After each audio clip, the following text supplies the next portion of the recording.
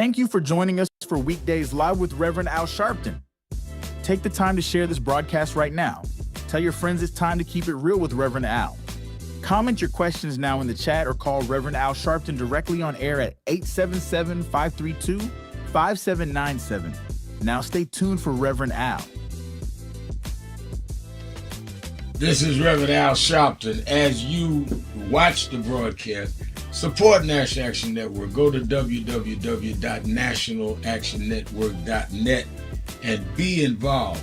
You can join, take your membership right online, www.nationalactionnetwork.net.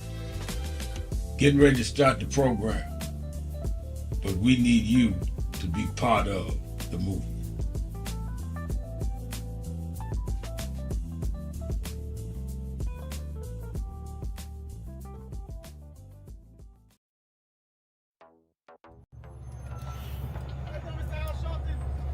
How you doing?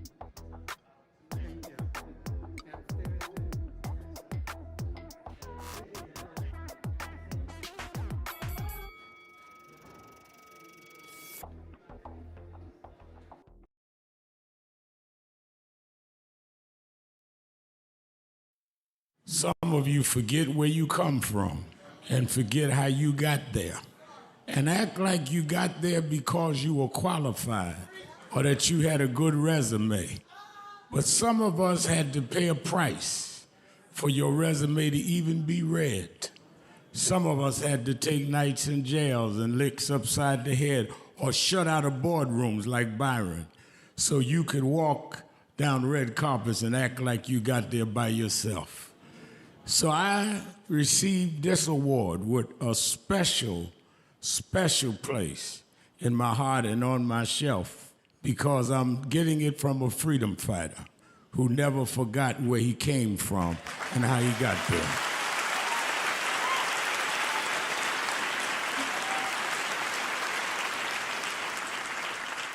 Yes, we've come a long way.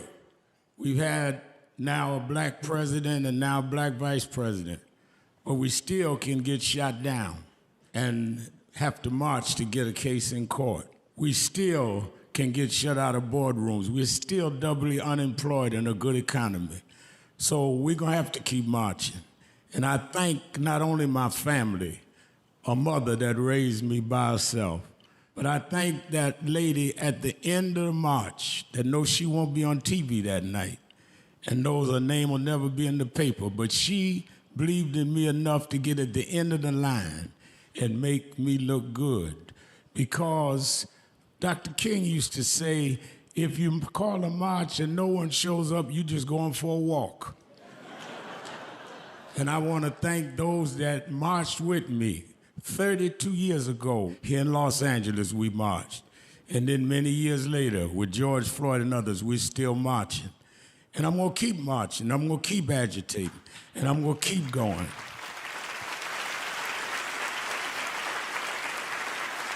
Until we don't have to do it anymore.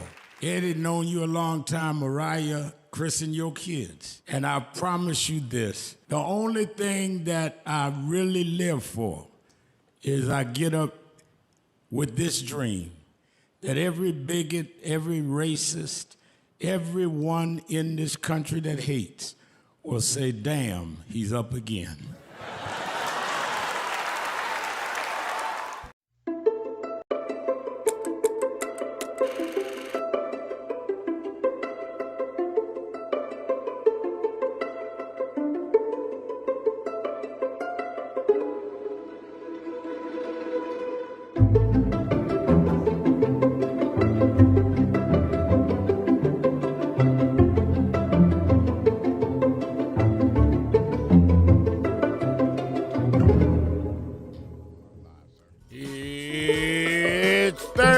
Tuesday,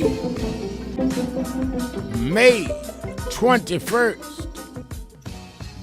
Thank you for joining us for know what time it is? It's Al Sharpton's time.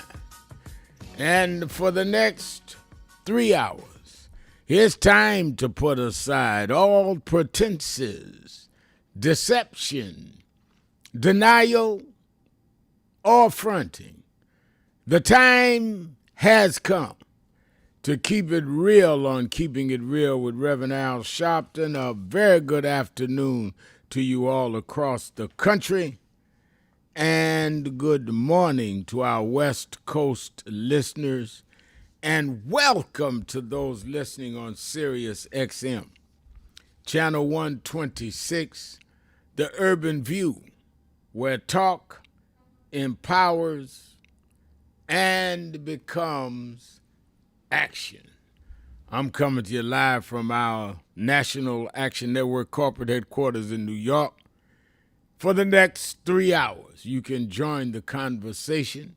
You can call me at 1-877-532-5797, 1-877-532-5797,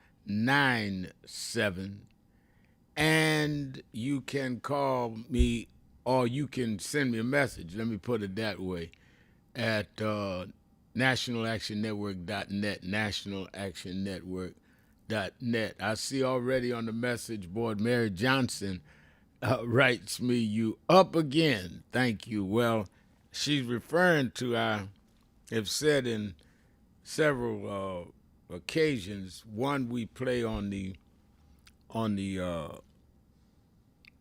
feed for our live stream, and on the archives on our website of nationalactionnetwork.net, where I received an award from the Griot, and Byron Allen, who's a black billionaire, owns it now.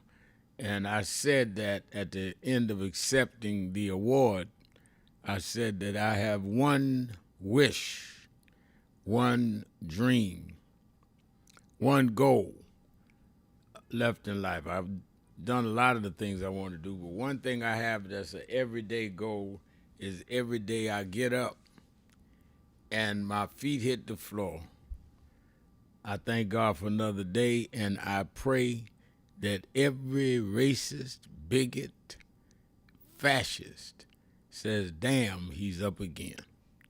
And that's what she's referring to, and that is true. That's not just a punchline. I'm glad to get up again.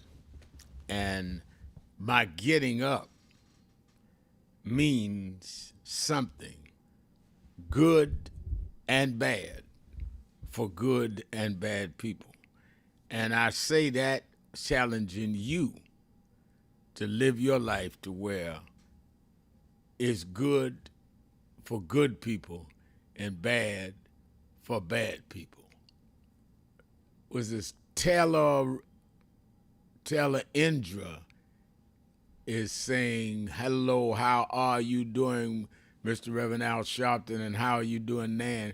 We're doing fine. Glad you checking in on us." James Thomas is saying, "It's policy day." All right, James Thomas know what time it is.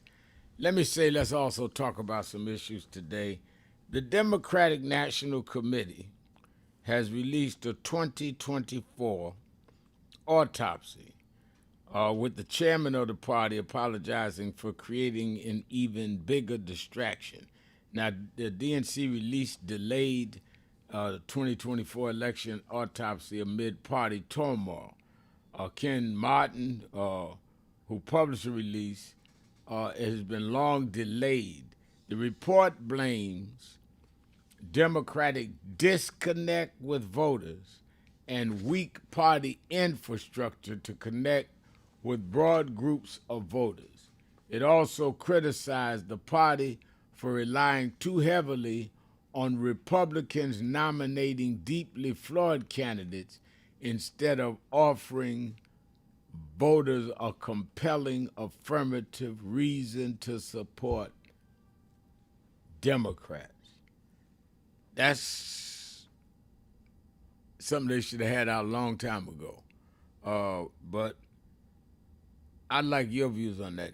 Their own internal autopsy that is 2 years late, saying that the Democratic Party disconnected with the Democratic voters, didn't reach out to a lot of groups, broad groups of voters, and that it relied heavily on the Republicans having bad candidates rather than them putting out good candidates. What do you think? What do you say was wrong with the Democratic Party in 2024? You know, it amazes me and annoys me at the same time. Every time I hear them talk about they spent over $1 billion on the campaign of Kamala Harris. Spend it where? It never reached down to the grassroots. At the end of the campaign, maybe about a week out, 2 weeks out, they gave some of the civil rights group like NAN $500,000 to help get the vote out and nonpartisan. What you gonna do in 2 weeks with $500,000? And we've got 138 chapters. So we did bus tours and all that, about 4 or 5 states. That's about all you could do with that. And then you spent $1 billion and you throw chump change to civil rights groups, get out the vote groups, grassroots groups. I think that it's outrageous. At the same time, we're looking at now that South Carolina House passed new maps that is aimed at forcing out veteran Congressman Jim Clyburn. The Republican lawmakers in South Carolina approved a new congressional map designed to weaken longtime Democratic Representative James Clyburn's district and potentially eliminate the state's only Democratic-held U.S. House seat ahead of the 2026 election. And certainly we're going to be dealing with that, rallying around that.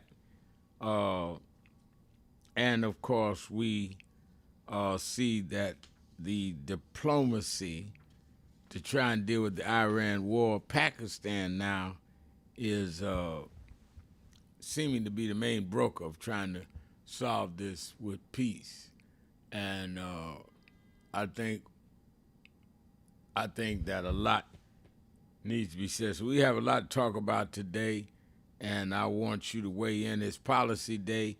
I really want you to weigh in on the Democratic Party's autopsy. I want you to weigh in on, now that they've done what they're doing in South Carolina, that's why we got to bring this to Washington by the tens of thousands, August 28th. They won't stop because they think we will.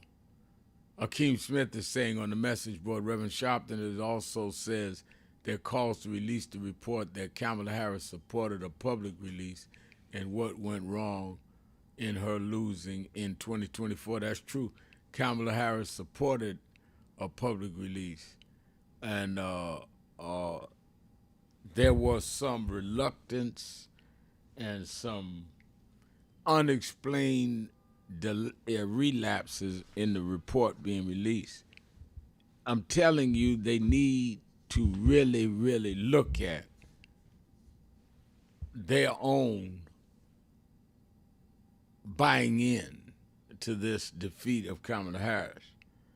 And some of us in our community need to look at the fact that some of us didn't vote, some of us talked trash that discouraged others from voting, some of us didn't challenge our family and friends to vote.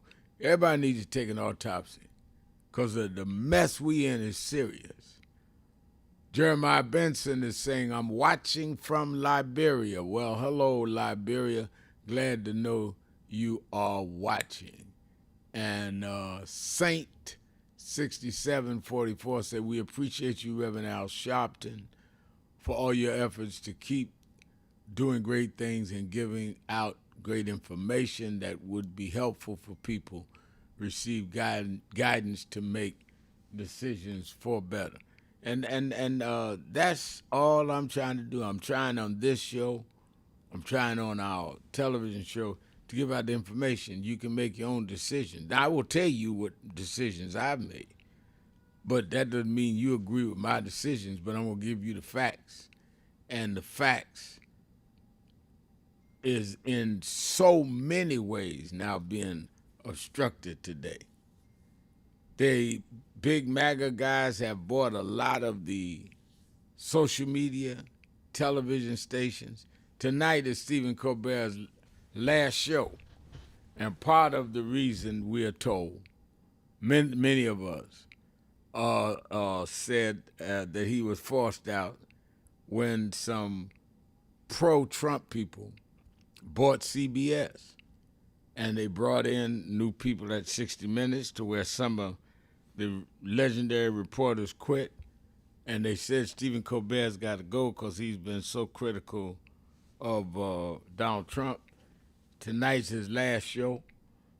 And other night hosts have rallied around him. They have not been able to get done with, we saw they had got Jimmy Kimmel off. People rallied so that they had to put Kimmel back on. But Kimmel and all of them are standing with Stephen Colbert. I remember just a couple of years ago, Colbert had me on and promoted the documentary on me, Loudmouth. And very good man, didn't have any lack of courage that he'd stand up and put the issues on late night TV, even though the format was so more relaxed than that.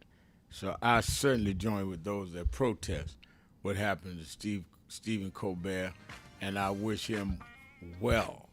Let's take a break. We'll be right back. Let's open up these phones and the message board. We're talking about the DNC's autopsy, talking about the redrawing of the district lines in South Carolina that has now passed the Senate there, the upper chamber. We're talking about policy, whatever is on your mind, whatever's in your heart. I still can't get over this 1.776 billion with a B slush fund that Trump wants to put up out of taxpayers' money to pay people he says that were wrongfully harassed and convicted of crimes. I talked about this morning on Morning Joe. It's amazing.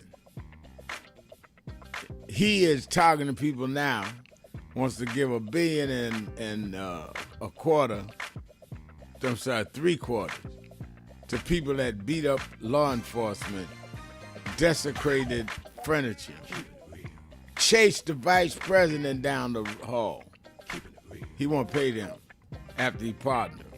A lot to talk about today. 1-877-532-5797. 1-877-532-5797.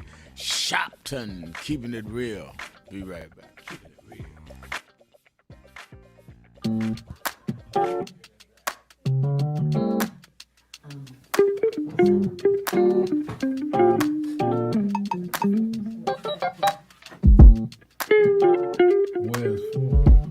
I see I'm in today's New York Times word puzzle,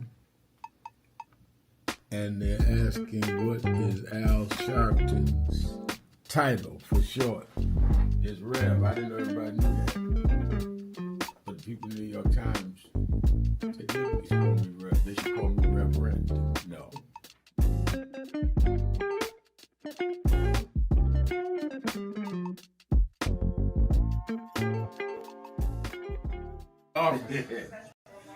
Rev,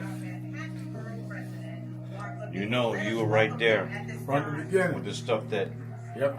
was going on in Brooklyn at Yep. that time, at Yep. Howard Beach. You were right there. He had in one of the early movies, he had my name. Then he put me in Malcolm, and I wasn't even old enough to know Malcolm. We've been through it all. For those who see Malcolm X, it's 3 hours. But fast forward to the scene with yourself, Yep. Bobby Seale. Right. Bobby Seale, Denzel, and me. Yeah. Denzel was on the set. Now, let me ask a question. Yep. What was your weight on that? Probably about 270. I was bigger then. Yeah. Still had the hair, And man. you had the head on. Yeah, it was. Denzel, Silk, and Bobby Seale. Yeah, all in one scene. And also, there was no cut, so we went like this. That's right. That's right. That's right. Yeah. Only Spike could have done that. It's my brother right here. My baby. Brooklyn's in the house. Yes, sir. Brooklyn's in the house. BK. And I think that is extremely important about the funding. But I also want to add how they're changing what can be taught. You have states outright saying you can't teach Black history and you can't teach certain other histories and the curriculum. You have this administration that is literally taking out exhibits from the Smithsonian. So we have not only an education problem in terms of resources, we have an education problem in terms of curriculum and what people are being taught. So I have one grandchild, 6-year-old. When he gets to high school, it may be just against the law for him to learn about certain parts of American history, which includes Blacks. We don't want to talk about slavery. We want to talk about the good side of America. Well, what does that mean? That's not history. Everything was not good. And I think that that is the threat that we've got to fight, which is why we've got to fight in the courts and the streets, because they are literally changing the textbooks as we go. As they do that, they change the opportunities, because then the fight against affirmative action is not having access to these institutions and telling these institutions. This whole fight around DEI, in which they did DEI, started at Harvard with a Black woman president. Started with them saying you can't teach diversity in an Ivy League school like Harvard. It didn't start in Little Rock at the high school. This fight, this time, was Harvard. And they went from there on. And I think that we've got to have the same resistance. If they could fight in the 50s, at ACP, with the Defense Forces together and deal with the question from Little Rock in terms of desegregation, then we that are far more educated, far more economically secure personally, have no excuse in the age of what they did in Harvard not to be standing up back in this.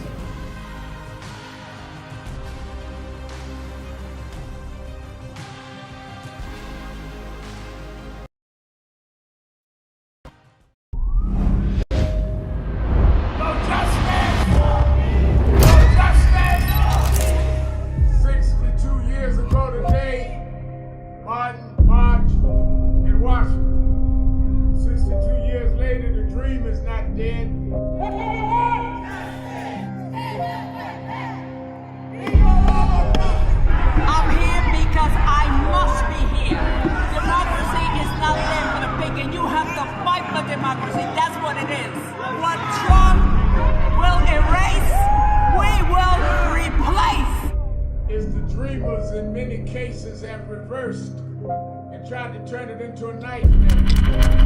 We come to Wall Street rather than Washington this year to let them know you can try to turn back the clock, but you can't turn back time. We gonna keep the dream alive on Wall Street.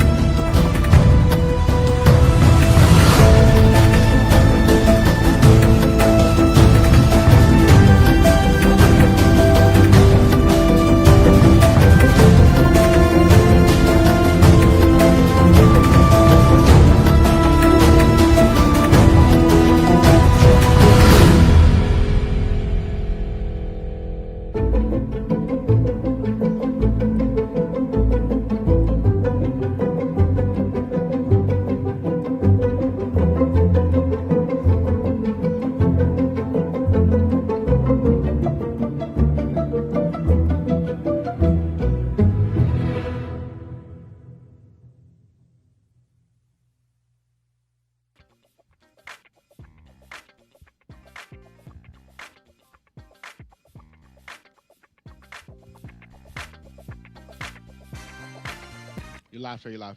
Keeping it real, keeping it real. I am your host, Reverend Al Sharpton, and we are back.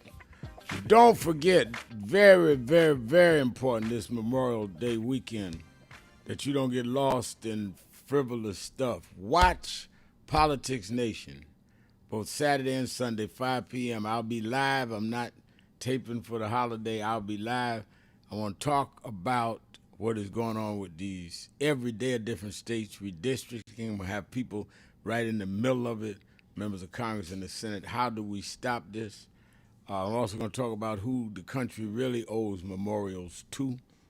So watch Politics Nation with Al Sharpton live at 5 p.m. Eastern Time on MS Now, or both Saturday and Sunday. Then, of course, you that are in the New York area, visiting, living here, or in a close by proximity in Connecticut or New Jersey, meet me at the Saturday Action Rally at the historic Mother AME Zion Church, 137th Street in Harlem. And I looked over the plans, the outlay this morning, the House of Justice, our new headquarters, will be ready in about 2 weeks, and we'll be doing our Saturday rallies and other activities out of our own building. And you can watch the rally Saturday morning, 9 a.m. to 11 a.m. if you're not in the New York area. You can watch it at www.National Action Network. You can watch it at Impact Television. You can watch it at YouTube/NAN. All right, let's go right to the phone. Let me start with Rick in Germany. Rick, you're keeping it real with Al Sharpton. Good day, Brother Sharpton. Good day. Good day. Can you hear me okay, man? Yes. All right. It's almost Memorial Day, and I would like to salute my mother, who served 9 years in the U.S. military.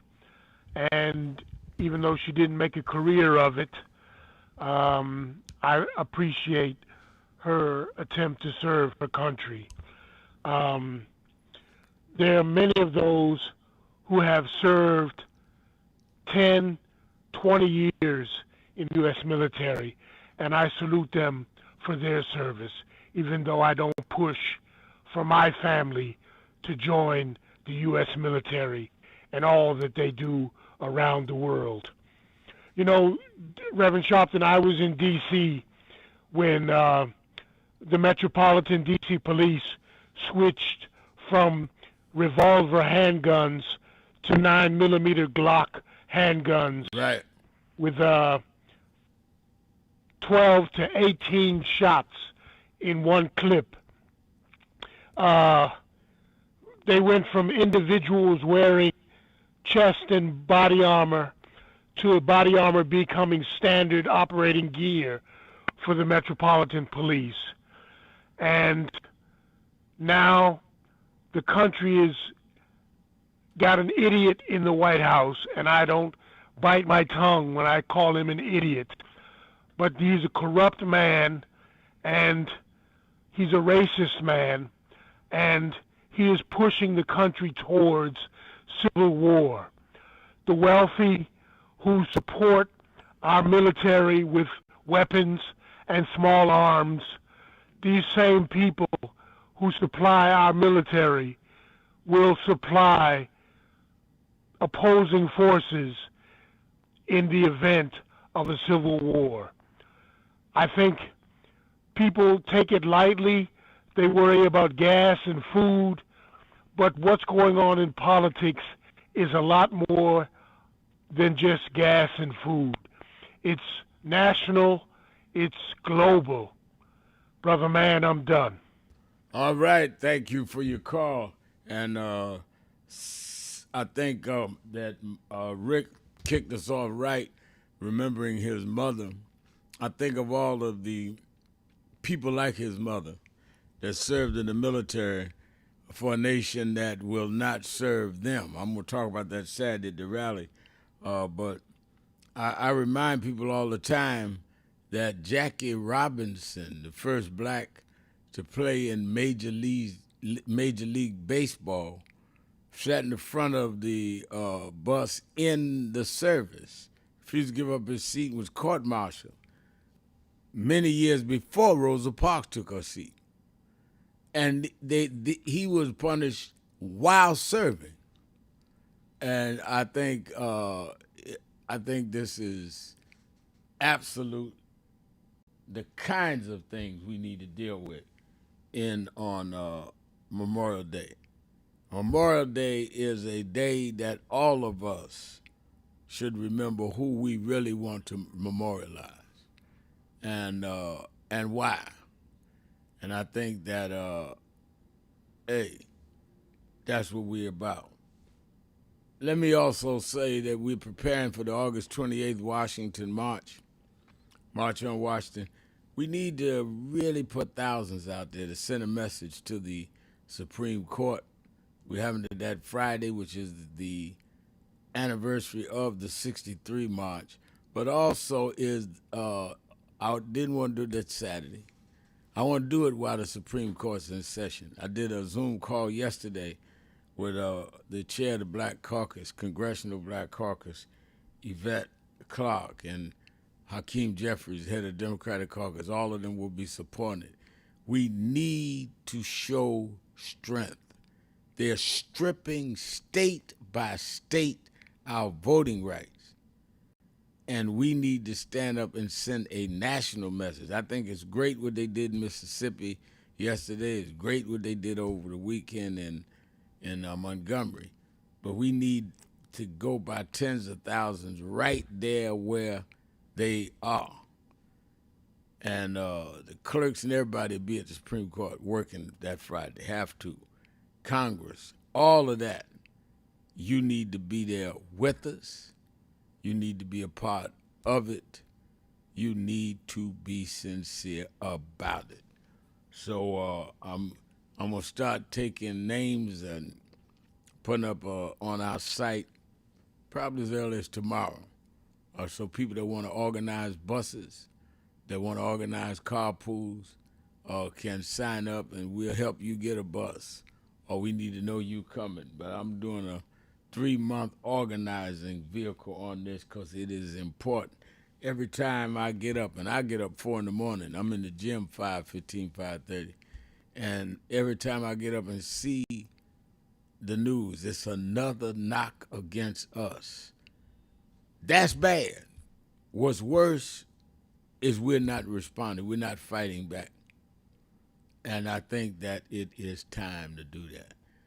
All right, as we go on Memorial Day weekend, Rick kicked it off. I see, is this Pamela Edgar? Pamela Edgar says, the Memorial Day weekend, I honor my late adopted father, Corporal Robert Edgar Jr., 1925 to 1982, a Korean War veteran, U.S. Marine Corps. All right, Pamela, that's a beautiful thing.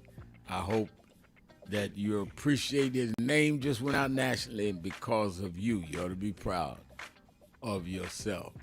Lori Parks, activist extraordinaire in Detroit, says, here are some Black history facts about Memorial Day and how it came about. Dates back to May 1st, 1865, tribute to fallen Black soldiers. I can go on and on. Look up the history on Memorial Day. Lori's right on it. Where did the holiday come from and why? Absolutely important.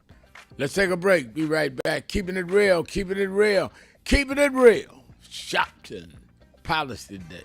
Be right back. This is an important notice to all U.S. taxpayers. The IRS is giving away billions of dollars in tax savings through a... Thank you for joining us for Weekdays Live with Reverend Al Sharpton. Take the time to share this broadcast right now. Tell your friends it's time to keep it real with Reverend Al. Comment your questions now in the chat or call Reverend Al Sharpton directly on air at 877-532-5797. Now stay tuned for Reverend Al.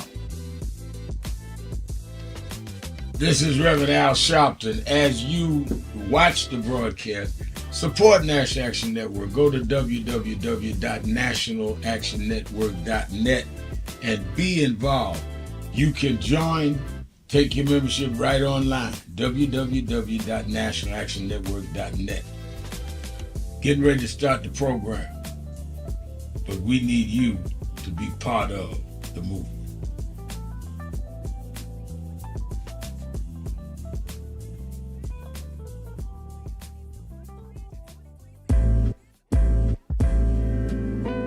So it's become almost an unhealthy habit how much I'm listening to Keep It Real, because it is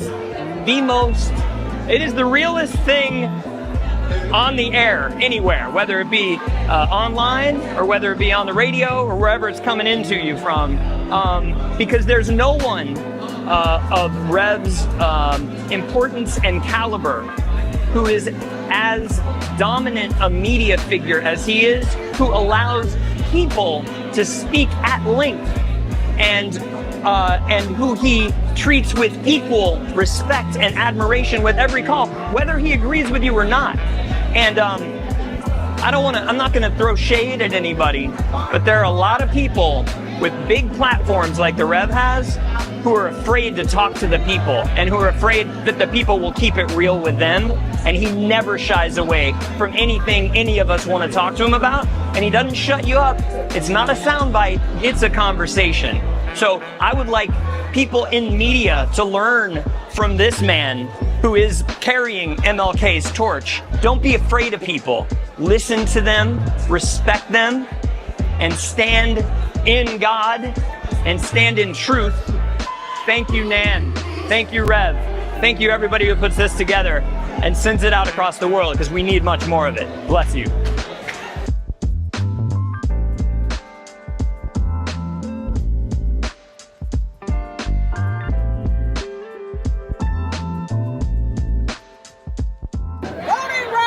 Voting rights.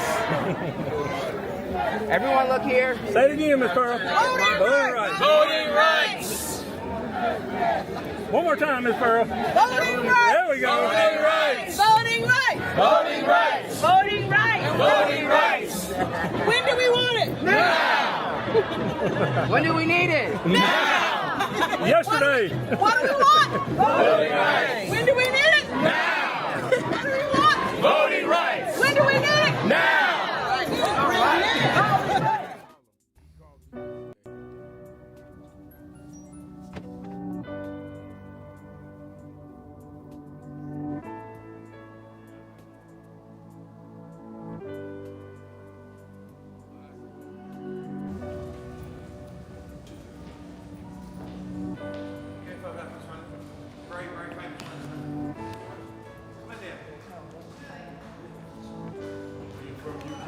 London, yeah. We've got many problems there. We need you over our side. Yeah, you're invited anytime, please. Whenever you want to come. There we go. Guys! What's up, Doc?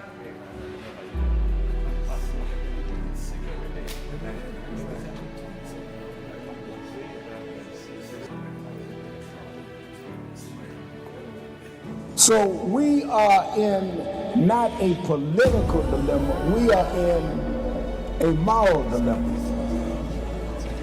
And if the black church does not come with a prophetic voice, then who's going to do it? We can go through all the data, all the statistics, all we're going through in the workshops, but the question is, where is the action going to be? We all believe in Jesus. Jesus didn't teach theology, he healed people. And they learned the nature of the theology based on his healing. We've got to heal this nation. And if we heal this nation, the nation will return to our churches. But we've become silent and compromised. And we try to blame it on, I'm not in this. You are in this. You live it, your members live it. Unemployment now is higher now than it's been since the pandemic. Yet we survive. Yes, sir. There's no history in the world of any people that went through the kind of psychological, cultural, and physical slavery like blacks did in America. The only reason we're still here is because of our faith. We had no external strength. We had an internal strength. And it was the God that we were taught by our mamas and grandmamas that brought us through. And I don't care who's sitting in the White House, we cannot betray the God that brought us through.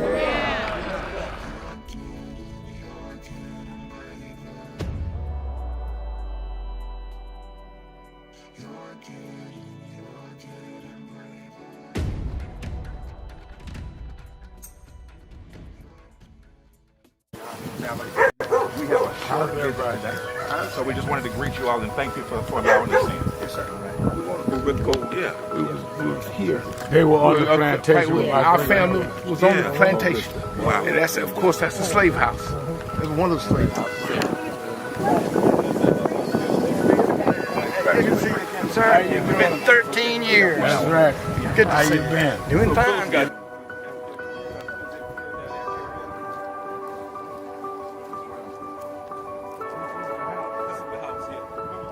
Front last time. And we,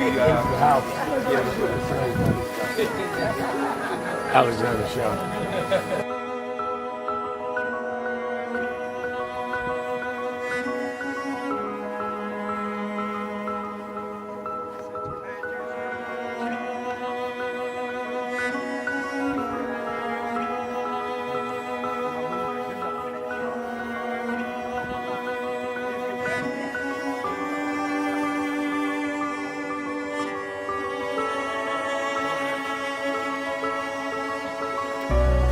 How many slaves were staying there? I have no idea.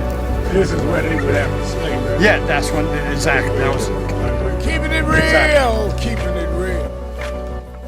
I am your host, Reverend Al Sharpton, 1-877-532-5797, 1-877-532-5797, or you can go to our live stream at www.nationalactionnetwork.net. You that do watch the live stream, just so you know, they ran in just a few minutes ago. When you see me walking around some grass with my daughters and a man showing me around, that is where, and I think about this on Memorial Day especially, because that is where a reporter from the New York Daily News had found that my great-grandfather, my father's grandfather, was a slave in Edgefield, South Carolina. And he had done some research, found out that there was a man named Sharpton, Alexander Sharpton, that owned slaves with his wife, Anna Thurman Sharpton. She ended up being the great niece to Strom Thurman, the segregationist, 50 years later. And one of his slaves, he named after him, Coleman Sharpton, who was my great-grandfather. And the way they were able to pick this up is apparently Alexander Sharpton died, and Anna Thurman Sharpton leased out her slaves so she could pay her bills and keep up things. She's a widow. And she leased them out to Florida to people that needed free labor because they were her property. And I was a little taken aback because I knew my grandfather and my father had come from Florida. I never knew there was a South Carolina connection until this deed came up. They actually had deeds where they owned us. So I think about it. This is not some abstract history. This is my blood. This is my great-grandfather, 3 generations ago. And we ought to remember those on Memorial Day that never enjoyed any of the social mobility we were able to enjoy because they fought. Though we have a long way to go, don't we owe it to them not to just memorialize them, but to stand up for what they stood up for?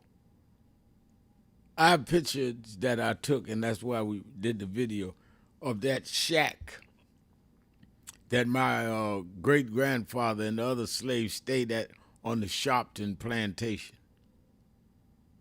And they said 20 or 30 of them stayed in that shack. That shack looks like at most you can get 2 or 3 people in there comfortably. But they had no rights. Anyone was bound to respect. And I don't think sometimes we stop and think about these are our people, our grandparents, our aunts, our uncles. What is wrong with us that we have a mental disconnect with what we were put through to where now we can do some things, not all we need, but some things about it, like vote, like go to rallies, like go to Washington, that they could not do. And we become so desensitized that we won't stand up for those that suffered and took it, saying, my grandchildren are fighting to change this. One day we won't have to go through this. It's a disgrace for us to be the recipients of people that prayed for us, and we won't deal with it ourselves. I see Yehuda says, that I lived in this is Edgefield, South Carolina for 5 years. Well, that's where my great-grandfather was a slave, brother.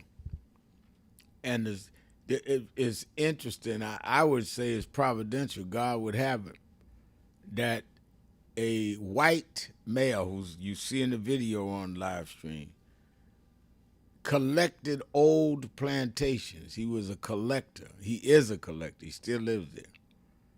And one of the plantations he collected was the Sharpton plantation. So when the Daily News traced this deed back to Edgefield, South Carolina, they found the owner, and the owner said, yeah, I'd love to meet Al Sharpton. Yeah, his folks was here, because it was named after Sharpton. And when I went down there, it hit me like a pile of bricks. First time I realized that my name is not Sharpton. That was the name of my great-grandfather's owners. Every time I write my name, I'm writing the ownership papers of how my great-grandfather, was sold like a bar of soap. Many of us don't know our names. We know our ownership title. And we got the nerve to sit back and talk about, I'm not going to no rally. I'm not going to vote. I don't want to talk about all that. You are that. You're just in denial. And that's why they can do what they do to us, because they know that too many of us have just sat by and put our head in the sand. It's amazing to me. I think about that on Memorial Day. I took a picture of that shack. They was all forced, and I look at it every morning. Every morning I get up, I have prayer and meditation, and I look at those pictures in my study at the house before I go down and work out. Because I want every day of my life to be committed to doing something that would make and vindicate the beliefs and prayers that my great-grandfather must have had. Now, maybe you don't have no integrity or a feeling with that, but I do. So yes, I salute those that were in the military. I salute those that served this country. But I also salute those that were soldiers in another battle to make this country internal. I remember Memorial Day, the military men and the slaves that could not fight. Until at the end, they brought them in to fight the Civil War.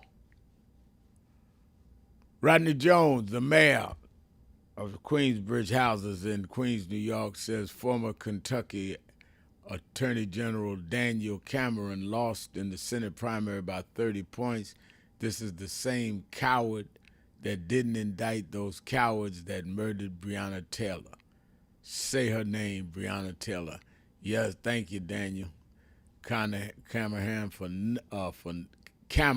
nothing. All right, Mr. Mayor, right on his job. Let's go back to the phone. Let me go to Brother Jacob in Philadelphia, Pennsylvania. WURD, the word. Brother Jacob. Hey, peace be unto you, Reverend Sharpton, and I always say to your worldwide audience, and I heard you speak that somebody was commenting from Africa. Mm-hmm. We got Brother Rick from Germany, so that's proof that it's worldwide. Right? Yes, sir. Yes, sir. You know, and that, let me say this here, that's a beautiful memorial that you set up, you know, from your family there. That's what memorials are all about, right? Something that's deep inside your spirit, you know, and it motivates you physically. So that's beautiful. But, you know, Reverend Al, since your audience is worldwide, Wednesday for the Muslims is going to be what we would call our high holy day, the Eid. It's called Eid al-Adha. And I just like to say Eid Mubarak to the Muslims all over the world that, God willing, will be celebrating that day. All right. You know? All right. And thank you. But, you know, now we come into the Memorial Day here in America, you know, and that Memorial Day is supposedly to honor all those who have died in all of the wars defending this American Constitution and all that it stood for, right? I mean, they took an oath before they went in the Army. The leaders take an oath, hand on the president didn't put his hand on the Bible this last time, and I see why. But, you know, to protect that document, that Constitution, from enemies foreign and domestic. And it's a shame, Reverend Al, that today we got even foreign governments praying that America wake up and be true to that creed. And so that's, I mean, you know, that the rot that they're talking about is coming from people who claim to love America and hug the flag. And then look at what they do. I mean, they called these people, it's been recorded, but they say made a matter of record that he called them losers and suckers, right? So we know that. You know, somebody said, it might have been Rachel on the network that you're on. She said, don't listen too much at what they say. Look at what they do, right? And we see what's being done to this thing that all these people fought for, just being ripped apart, tore up, just like he did the West Wing. So, Reverend Al, I say what Bundini told Ali. He said, rumble, young man, rumble. I say, rumble, American patriots, it's time for us to rumble. And here in Philadelphia, the young people would say, let's get it popping up in this joint. You understand? I love it. Yep. Let's get it popping. All right, let's take a break. I thank you for your call. 1-877-532-5797. Sharpton, keeping it real. Be right back. Keep it real.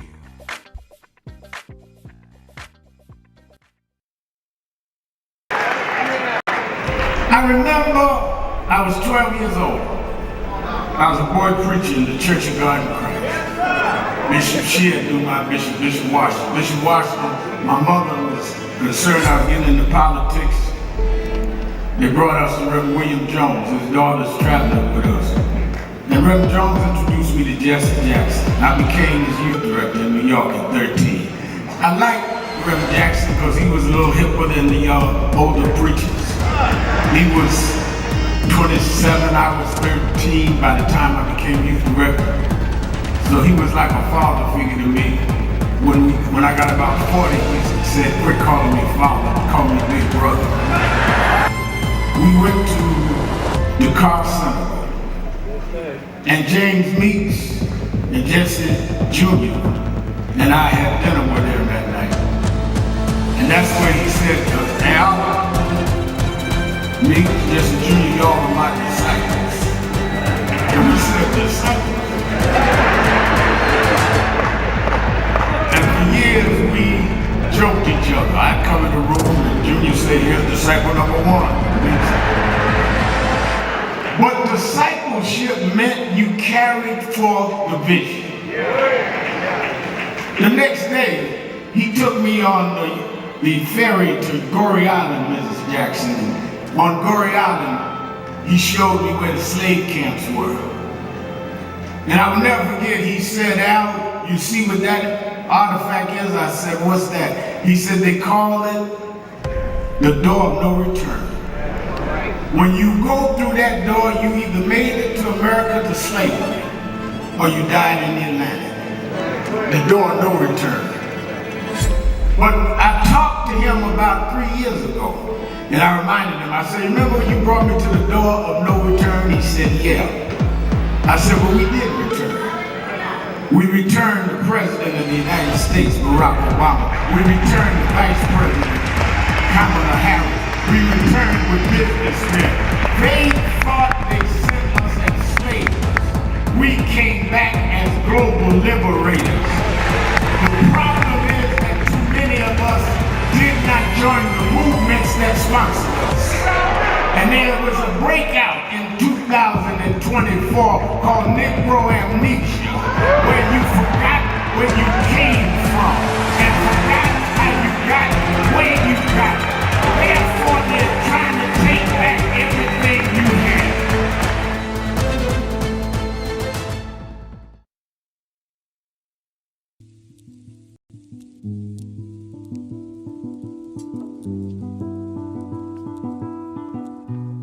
I had a thought this morning that I want to share with you about mentorship. I am able to do a lot of what I do because I had great mentors, but there are correct ways and incorrect ways to mentor people, in my opinion. I was mentored as a boy preacher by Bishop F.D. Washington, one of the great Pentecostal preachers of his time. Then Reverend William Jones, who became my pastor after Bishop Washington died, who was unquestionably in the top 5 black church ministers, theologians. Reverend Jesse Jackson, who I started my activism under his leadership, he and Reverend Jones. And I learned politics directly as a youth director from Shirley Chisholm. So even though I didn't finish college, I had the most unique education in the world from being exposed to giants. But the one thing I learned is as I grew older and people started coming younger than me and wanted me to teach and mentor them, the magic of the mentors I had is they did not want me to be their clone.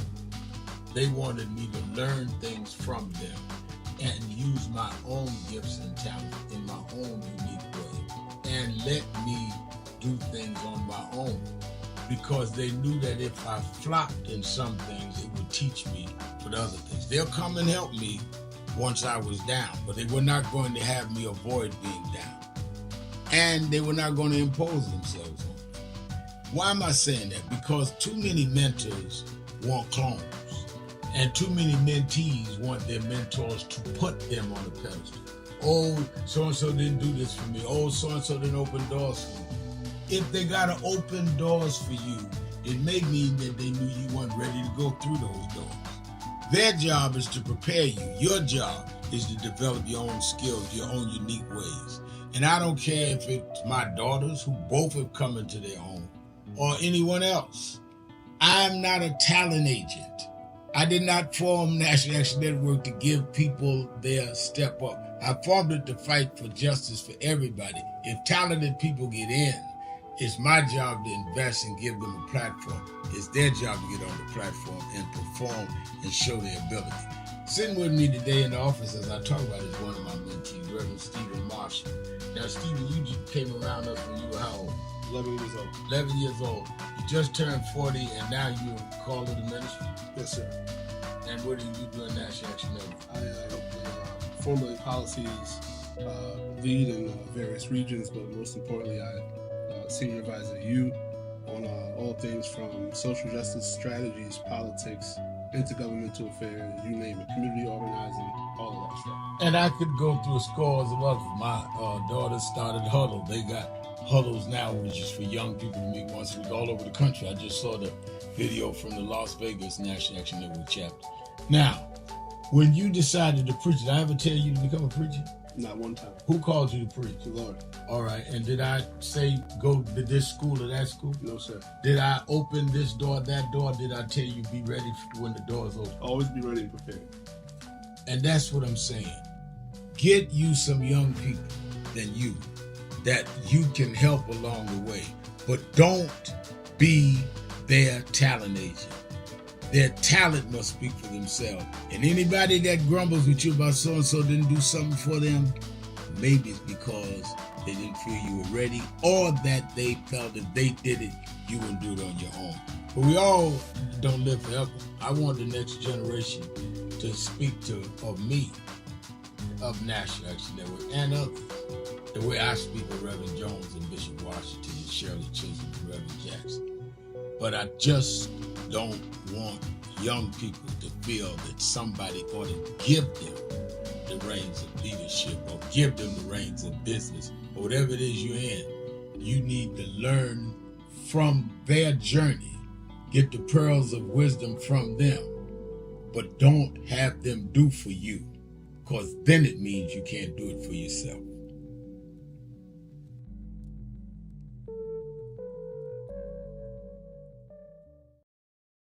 Many people cannot focus because they have not really come to terms with their calling and life purpose. In order to focus, you must also be clear on what you're focusing on. So if you're not clear on your purpose, if you're not clear on your life's calling, then focus on seeking that.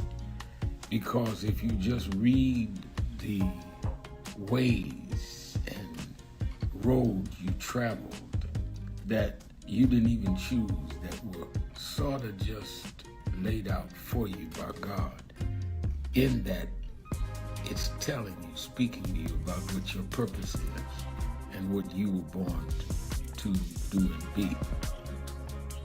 I learned the things that I didn't plan had to be planned by God, and God's plan was directed toward God's purpose in my life.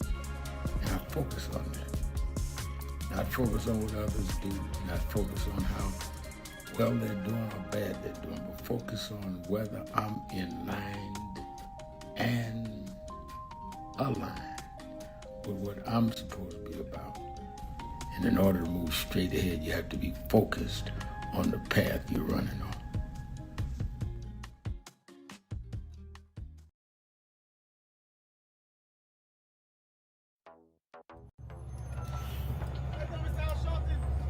How you doing?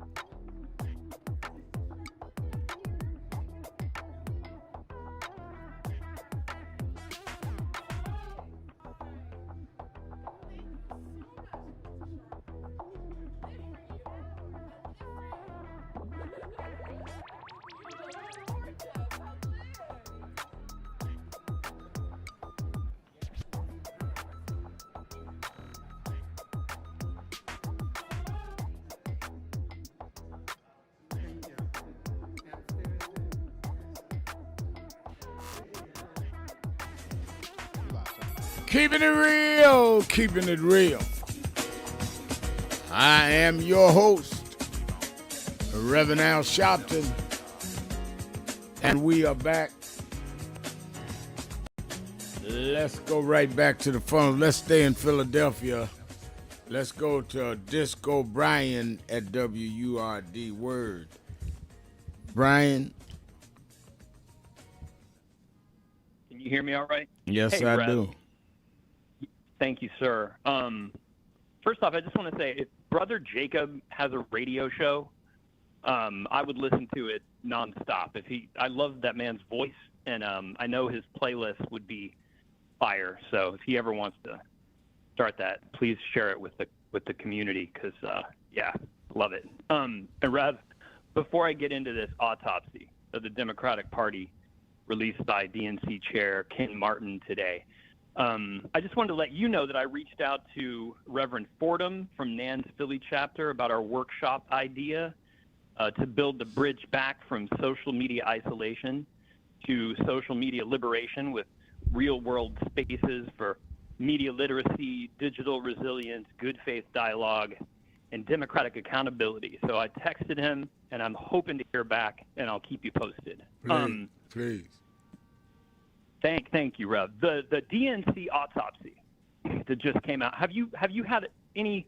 It came out like maybe an hour before you went on the air. Have you heard about it or looked into it at all? I'm looking at it as I talk. I heard about it, but I've not received it till this morning.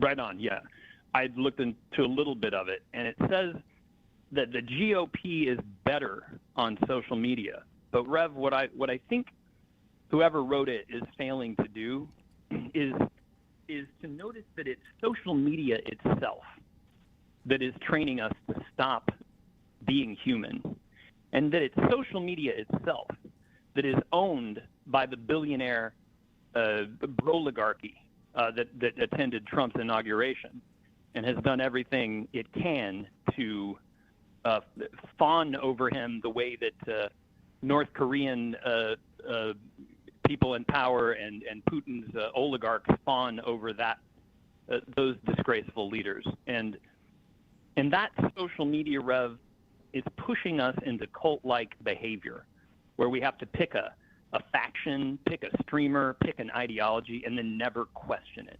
So if your leader is Trump, you defend Trump. If it's Bernie, you defend Bernie.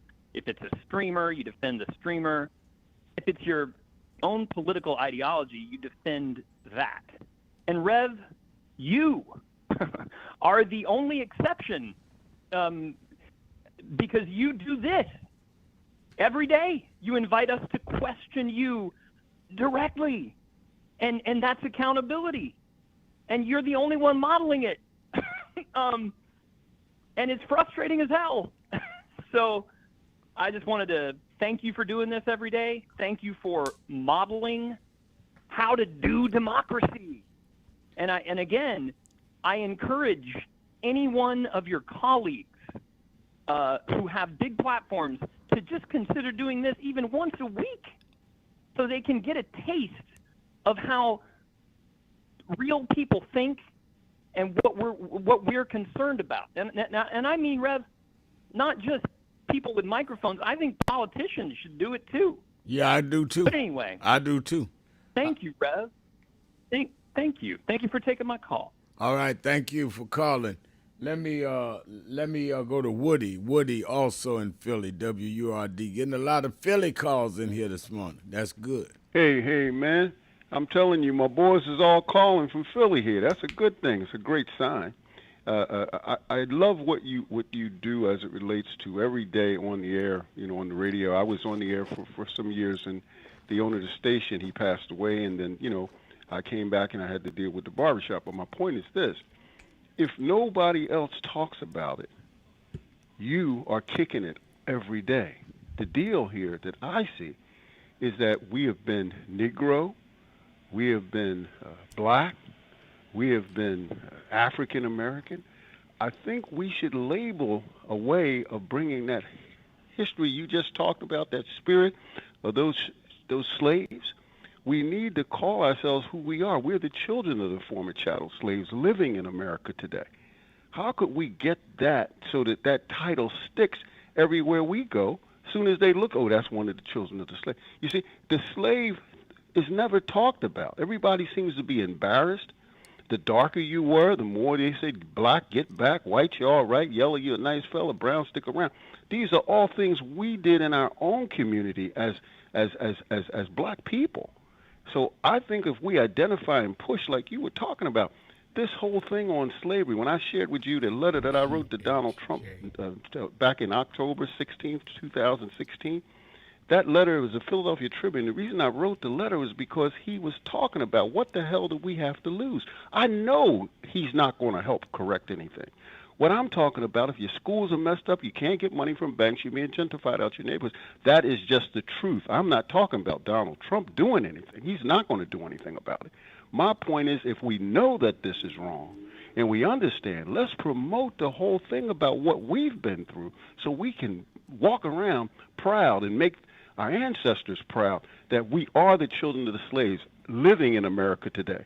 That's who we are. And slavery, really, you just got me today at the barbershop. I was in here and sharing and the brothers talking. I'm happy you brought that up. We are the children of the former chattel slaves. We need to honor that.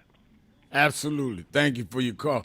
And that's my point, is that we are not talking about somebody else, somewhere else. We're talking about us. You're talking about you, me. Some of us talk like this is some removed history. This is our families. This is the blood running in your vein right now of people that were abused and built this country. I'm looking at the message boards. GHJF writes, Democrats are the immigrant party. Republicans are the American party. I'm with the Republicans, America first. What does that mean? First of all, what immigrants, the Democratic Party, I wish he called in so I'd understand if he is just misinformed or nuts. Because first of all, and he only gives his initials, you and I can disagree. We could have different opinions, can have different facts. What you're saying is not factual. Democratic Party was started by people in this country that was against what I'm for, but they were not immigrants. Unless you're going to talk about how they all came from Europe and took the land from the Native Americans. Now, unless you're talking about them, you're talking about people that y'all are going to give credit on the 4th of July for forming the country. You certainly could be talking about Democrats of today. The majority of blacks are Democrats, and we was not only born here, we built here and never got paid. Built it. Made cotton king. This country is rich off of the backs of free labor. So I don't know what you're talking about, but you got the right one to tell you that is just plain wrong and factually ignorant. If you know history at all, you would know that it's not even close to the truth. But that may be why some of those forces want to take history out of the classroom, because they don't want people to know the truth. They want kids to grow up only knowing what they tell them. That's why I'm on these AI companies that we need to make them put in our communities. Independent instructors like the American Federation of Teachers is doing, teaching this AI so you cannot be programmed into foolishness. AI ain't going nowhere, so we got to make sure that we know how to use it so it will not be misused in our community. Just like some people thought the internet wasn't going to last, and now everybody's on it. And this is the kind of ignorance that make people talk about Democrats party of the Democrats. It's the party of the immigrants. Republicans party of Americans. So I guess since the majority of blacks are Democrat, they're immigrants. No, they're the ones that built the country. Way before some of the people here now ever came into the country. You got it backwards. Let's take a break. Be right back. More of you on the phones. 1-877-532-5797. 1-877-532-5797. Policy Day. Sharpton. Keeping it real. Be right back.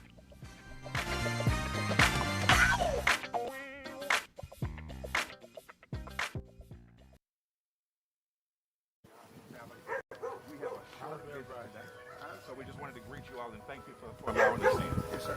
We want to go with gold. Yeah, we was here. They were on the plantation. Our family was on the plantation. Wow. And that's, of course, that's the slave house. That's one of the slave houses. Good to see you again, sir. It's been 13 years. That's right. Good to How see you been? Doing fine. Good.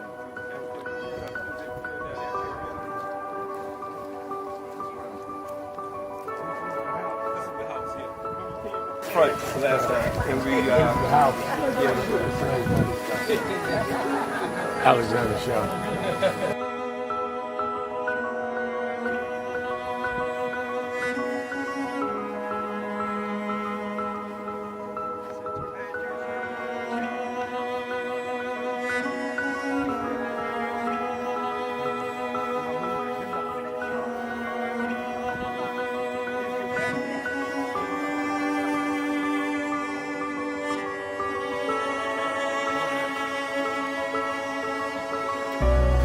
How many slaves were staying there? I have no idea.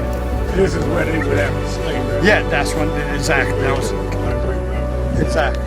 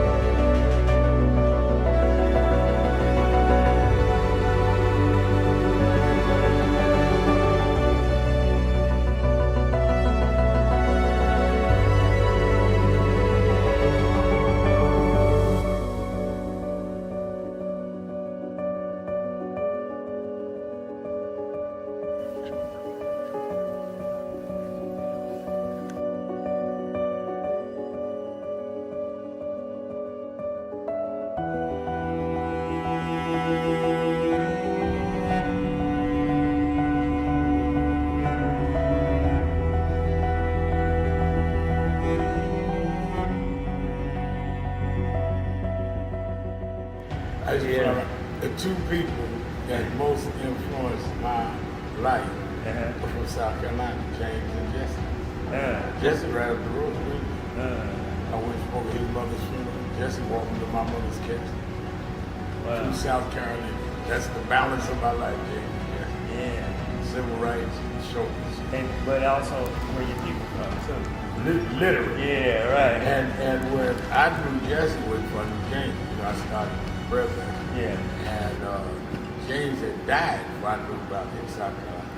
Oh, really? Yeah. James died December 25th. He died Christmas Day, 06.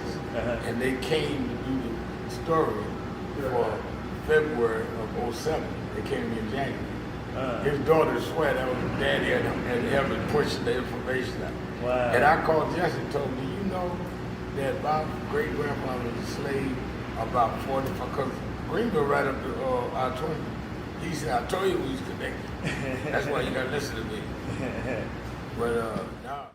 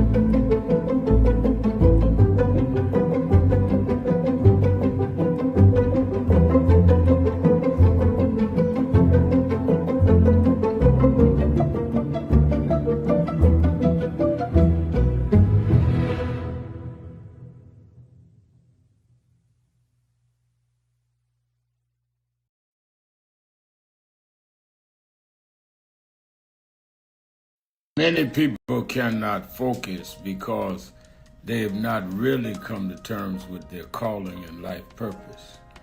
In order to focus, you must also be clear on what you're focusing on.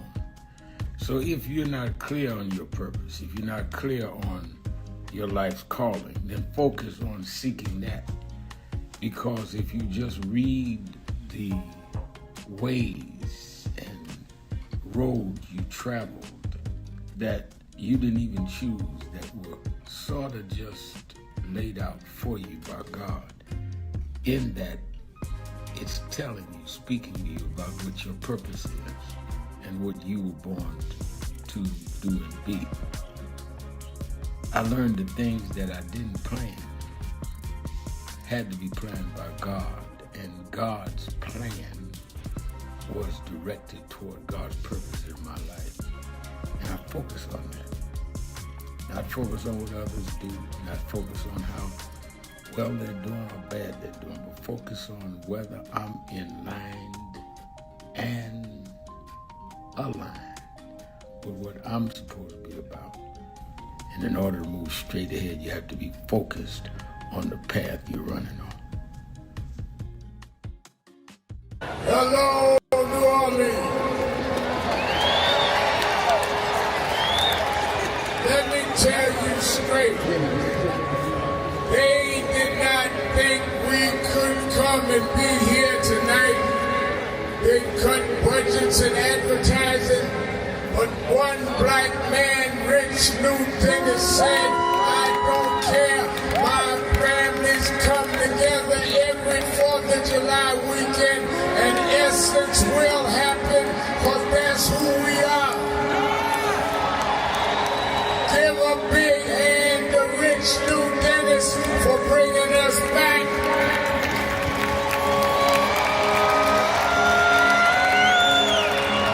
Why do we come? Because the essence of who we are is essential to what made this nation. We built this nation. We made this nation. We created the essential dollars that this nation lives off of. We don't care what bill they pass. We will not back up. We will not back down. We will not give in. We will not be chased out.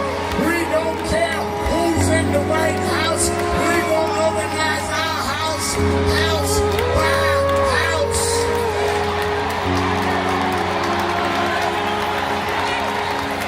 We came over the Middle Passage. We survived slavery. We survived Jim Crow. Don't you give up now. Don't you turn back now. Stand up, black man. Stand up, black woman. Reclaim your dignity. Reclaim your place. So we stand with the Global Black Economic Forum. We stand with Essence Magazine because that's who we are. So don't give in now. Yes, it's some rough days, but we've been through rougher days than this. Reverend Al Sharpton, and we're back. 1-877-532-5797, 1-877-532-5797, or you can go to our message board at nationalactionnetwork.net. Let me say this. I saw an exchange on social media before on National Action Network's website, on live stream, people debating about Trump and not forming, sell out, and who's not. And somebody, one of the things that you can do is very simply go to the root of any issue, and rather than us beating around ideological and philosophical bushes, let's go to the root. You that want to support Donald Trump, which you have the right to do, all you have to do is tell us what he has done for us. You say Trump's better for the black community. Okay. Give me what he has done for the black community. The fact of the matter is, see, a lot of people that are debating, people that say that, don't even realize they're debating people that are standing up for Trump, who's not saying that and not standing up for himself. Trump has not told you that he has done anything for black folks and don't intend to. So how are you representing somebody that is not even asking you to represent them? I get it, those that they used to pay to, try to represent their machines, political machines and all that. When in Chicago, in New York, they worked for the party bosses. But I don't get you people that run around here standing for Trump. And not only is Trump not paying you, he's not even asking you to stand up for him.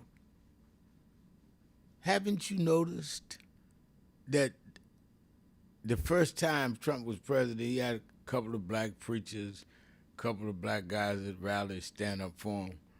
This time, he ain't even doing that. He ain't got no black preachers out there. I don't know what that guy's name, remember that guy's name in Ohio. He used to be out there. He ain't got none of them. He ain't messing with y'all at all. So it's one thing to get bought off. It's another thing to just throw yourself on somebody's front lawn and say, I work for free. I mean, you're just shameless and worthless. You don't even see no value in yourself. So tell me what Trump's agenda for blacks have been. We're almost doubly unemployed, certainly worse than we were. He's closed down DEI, so a lot of our contractors are going out of business because they're losing their contracts. Because a lot of their contracts with major corporations as suppliers was based on DEI programs. Our kids, our youngsters cannot go to certain schools now because they call that DEI admissions. Tell me what he's done. I'm on 3 hours a day. You can call on the phone or go on a message. Tell me what he done for black folks. They fired the top blacks in the Pentagon when Hegseth came in. There are no blacks in his cabinet but the head secretary whose budget they cut. So you don't have to go calling names and this, that, and other. Tell me what he has done. I supported Obama, and I can tell you what Obama did, from Affordable Care Act to what he did policing. I can tell you what he did.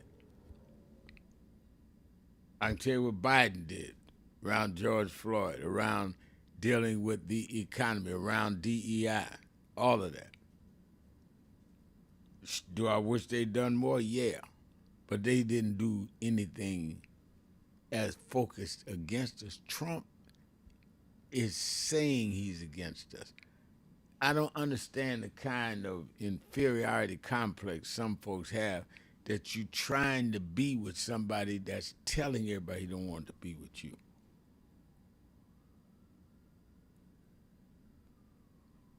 Lori Parks, again, the activist extraordinaire out of Detroit, says all that money that he's going to give to those American January 6 terrorists, he's not giving none of those MAGA supporters, none of it. He's going to give it to white supremacists and the rich. I mean, I do not understand it. I do not think it is, in my opinion, sensible or sane to be for somebody that is obviously against you. Let me go to our live line. It is Policy Day every Thursday, the last hour and a half of the show. Our co-host is the CEO of the Protestant Welfare Agencies in New York, Vice Chairman of the National Board of National Action Network, Attorney Jennifer Jones Austin. How you doing, Jenny? I'm doing all right, sir. I'm glad to be with you, sir. I'm a few minutes behind. Just had to take care of something.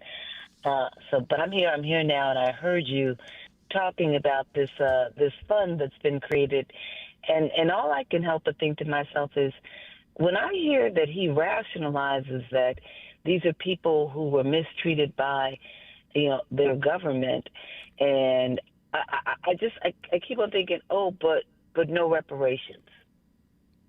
Black, people of African descent, African Americans mistreated by this nation from the days of slavery, and continuing racism that plays out in terms of economic struggle and health care and education and the like.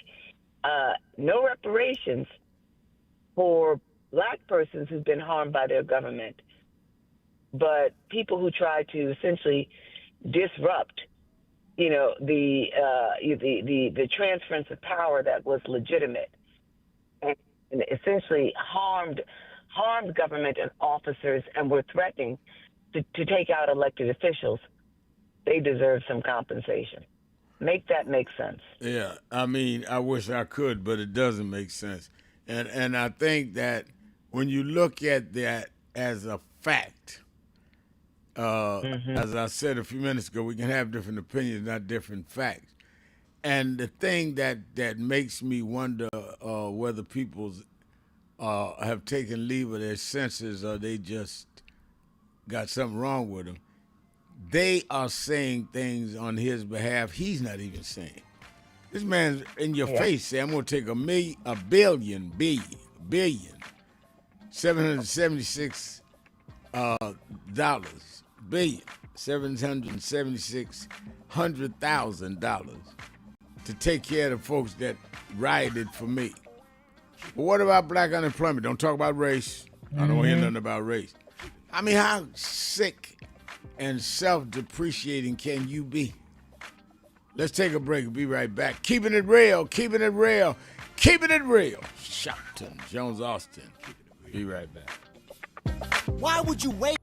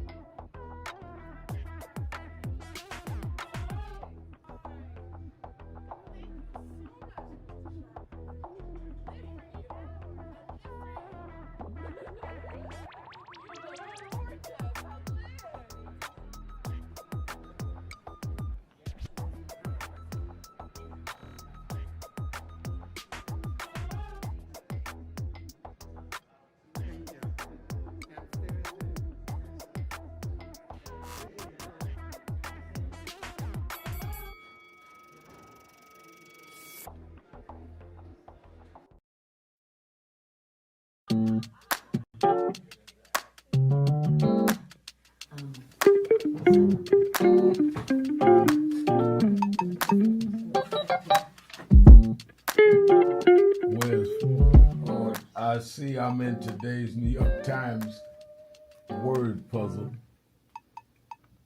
and they're asking what is Al Sharpton's title for short. It's Rev. I didn't know everybody knew that. But people in the New York Times, they should call me Rev. They should call me Reverend. No.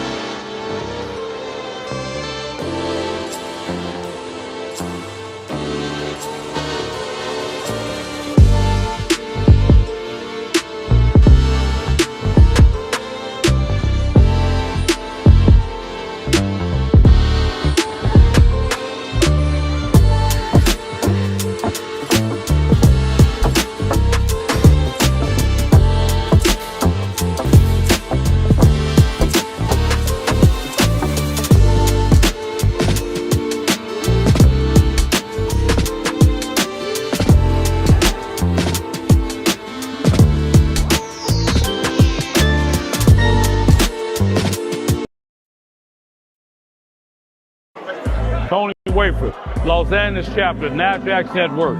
He just came in here to New York a couple days ago, had to stop by the House of Justice, and I sure enough found some justice, so I know I can leave here feeling like I got peace.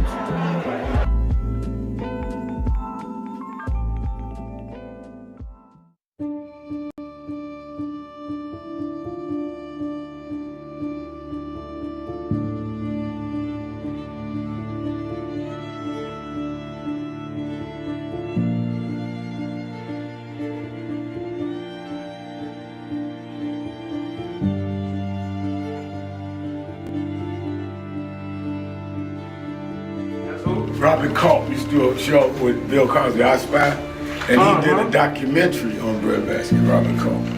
Oh, wow. You need to see that documentary. It's great. Absolutely. I lived this. I didn't read this. I lived it. I was there. You true to this? I'm true to this. Not new to this. I ain't new to this. Vote to phone Troy, he was, Jack O'Dell was one of the guys that Kennedy warned Dr. King about. Say he was a communist.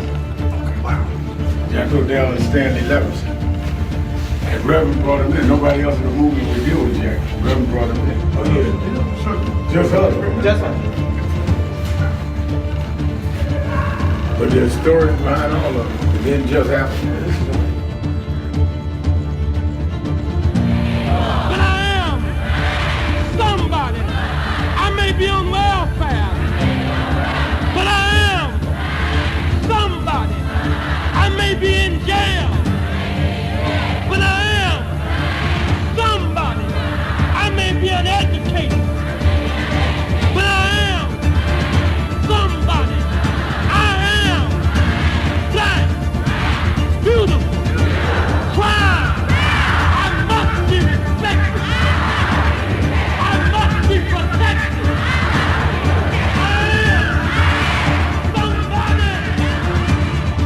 Come today. I see the Reverend Jesse Jackson is here. Attorney Jennifer Jones Austin is our co-host, and you can call us at 1-877-532-5797 or go to the message board at www.nationalactionnetwork.net.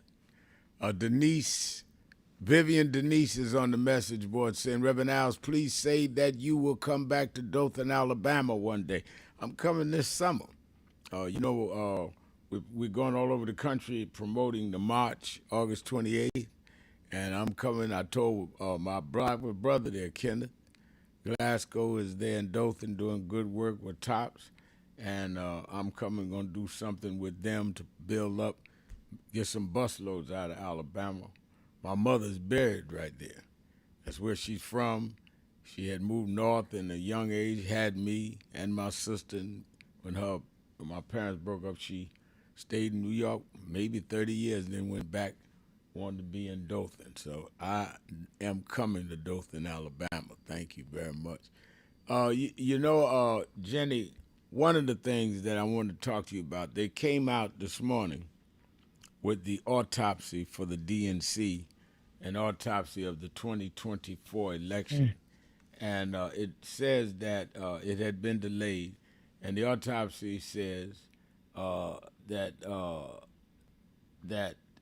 they blame the Democrats for the disconnect with voters, for weak party infrastructure, and internal conflicts and all crippled the party.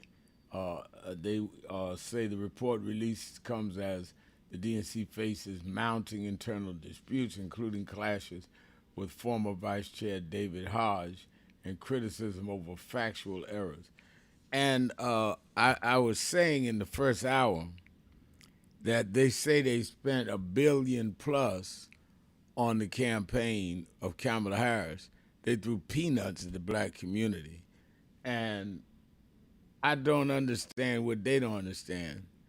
Now, yes, we must vote our interests, and at many points, including 24, the Democrats represented our interests.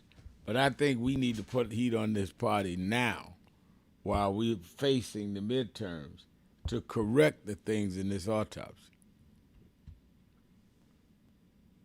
You know, I haven't had a chance to read it, but I have heard some things about it. I mean, one of the things that I just found interesting was that right at the outset, there was even some back and forth about, you know, whether or not it's complete and it's a full and accurate picture.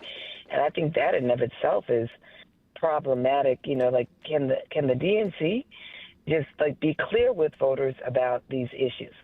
But to your point, how do I best say this?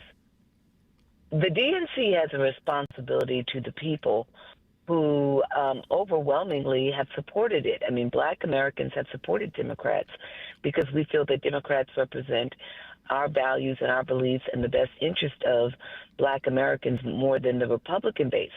But what that then means is that it's one thing to say you value and you believe in. It's another thing to back it up and support it and to give voters something to lean into. I think what has been problematic, and again, I haven't had a chance yet to read it, but I'm just going to say it like this. It's like, you know, we got behind Vice President Kamala Harris because we believed in her. And we knew her to be credible. We knew her to be integrous. We knew that she was qualified. But, you know, the DNC needs to understand that it's not enough just to give us a candidate who is qualified and looks like us. You've got to come through on the policies and the issues that matter. And you've got to speak to us about those policies and issues. Again, I will spend some time with it, but, you know, if this autopsy does not show that it was not enough just to talk about how bad Trump was, it was not enough just to tell us that Project 2025 was going to be devastating for us if ever it was enacted.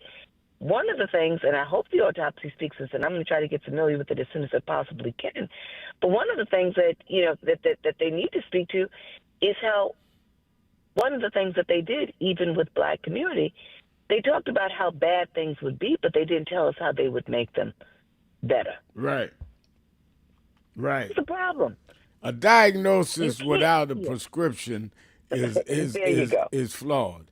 And having a diagnosis but not telling us, and therefore, I think Reverend Jackson said this way, you have a strong whereas and a weak therefore. You know, you can tell whereas this is the problem, but therefore this is how we get to the solution. Yes. And just think about this. I mean, one of the things that bothers me is there was so much talk about Project 2025. And then Trump got in there, and we immediately saw there had never been any work done to build the defense against Project 2025. There was no plan of action. Tricia says on the message. Tricia says on the message. I was just going to say, sir, that. Go ahead, sir. I'm sorry. Go ahead. I was just going to say, you know, one of the things that we all were taught as children, have a plan A and have a plan B, because if plan A doesn't work, you better have your plan B. Right. The DNC didn't have a plan B should Trump win. And didn't do well with plan A. Tricia says, yes, I hope the autopsy addressed the replacement of black leadership with people who believe their progressive ideas are something new that we haven't been talking about for decades. I agree with Tricia. Juanita Jones says, hi, Rev. As to the autopsy, I still believe the Dems and VP Harris won the 2024 election. She and the Democrats gave it all. And, well, I think that she did give it all, and I think that a lot of us in the community did not give it all. Laurie Parker, you with me today. I'm glad about it. Trump was acting as on Project 2025 when he was first in office. He didn't finish it because he wasn't reelected. Now he's back and he is finishing it. And that's what's happening. I mean, I think Attorney Jones Austin, that one of the reasons I'm so down on people that didn't vote in 2024 is we knew from the first term of Trump where he was at. George Floyd happened under him, Breonna Taylor, Ahmaud Arbery, all of this happened under him. And he threatened the people protesting, didn't stand up for any of them, didn't do anything about the abuse. The economy in our community went down. He stopped trade with black businessmen. So we knew what he would do. Right. And let him get reelected because some of us didn't vote. And then some of our men talking about, I'm not going to vote for a woman. So if you're intimidated by a woman in charge when a woman brought you in this world, something wrong with you mentally as far as I'm concerned. I mean, just crazy.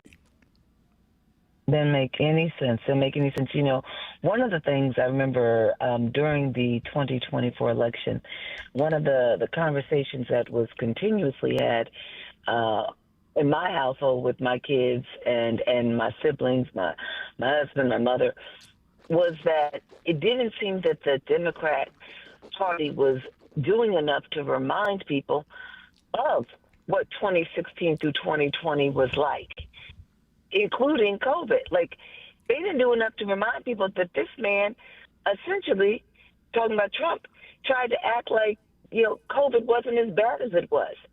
Showed no mercy, showed no grace, showed no kindness and consideration for Black Americans dying disproportionately, losing their jobs disproportionately.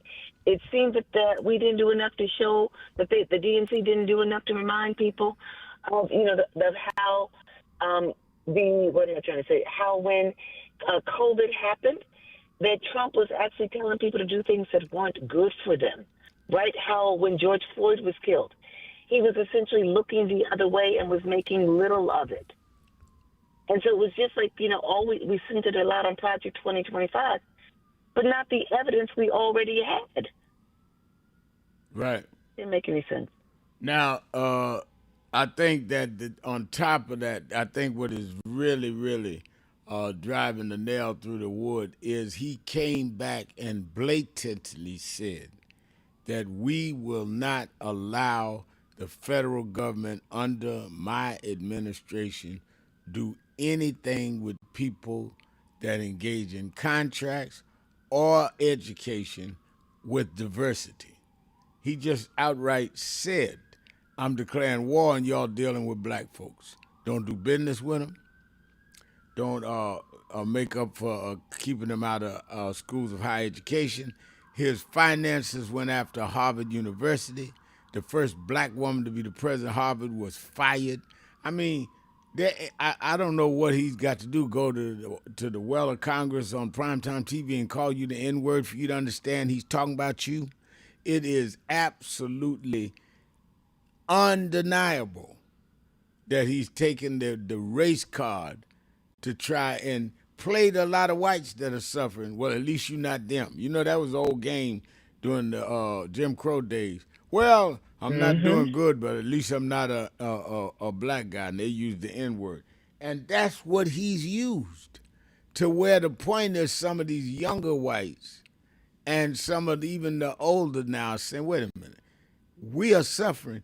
You got even Jeff Bezos, second richest man supposed to be in the country, saying that, well, you know, the nurse in Long Island being $75,000 is paying too much tax. I'm not against rich being taxed more. I mean, even Bezos is dealing with the economic inequality. Then he goes along and say that Trump is more serious and more disciplined. He was the first term, which I think is ludicrous. But this stuff has got so unequal that billionaires can't even defend it, Jenny. They can't, but see, but what the reason why you're going to have the Jeff Bezos and others perhaps begin to talk about this is because they depend upon the average individual and family to buy their goods. Right. And if people can't afford their housing, their food, their childcare, they can't afford the extras that they can get on Amazon. So you may start to hear him talking more. And self-interest. All right, let's take a break. Be right back. Going back to the phones, 1-877-532-5797, 1-877-532-5797. Sharpton, Jones, Austin. Be right back. Hey, Rev. Yeah.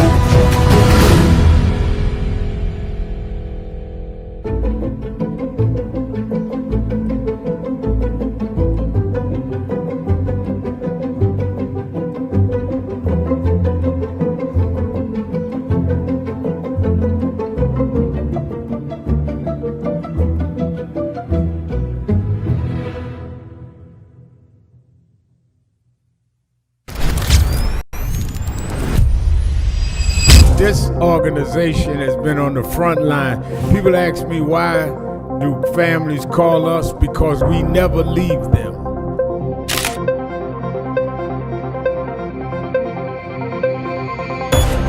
No justice! No justice! What do we want? What do we want? What do we want? When do we want it? When do we want it? When do we want it?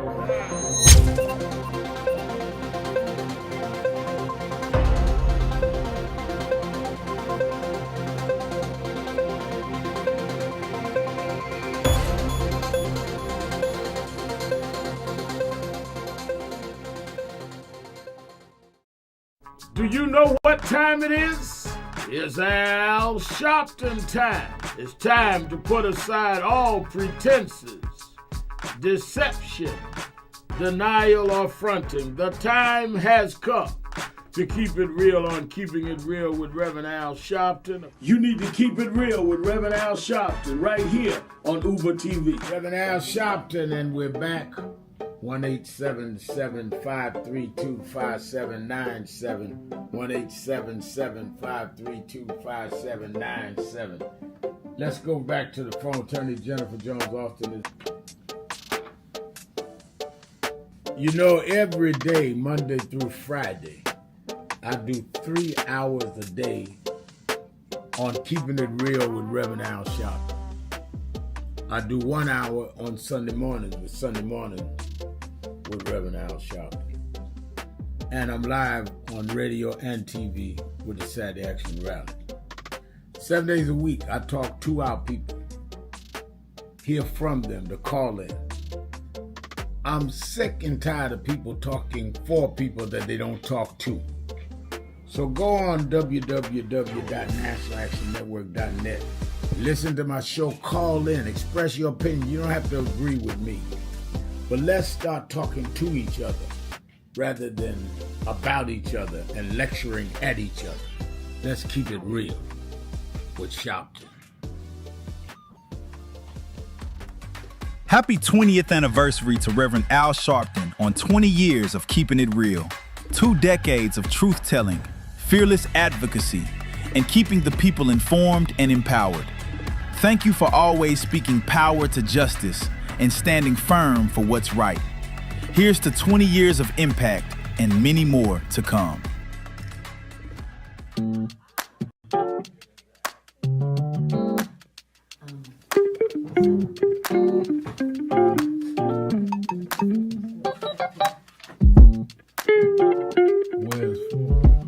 I see I'm in today's New York Times word puzzle, and they're asking what is Al Sharpton's title for short. It's Rev. I didn't know everybody knew that. But the people in the New York Times, they should call me Rev. They should call me Reverend. No.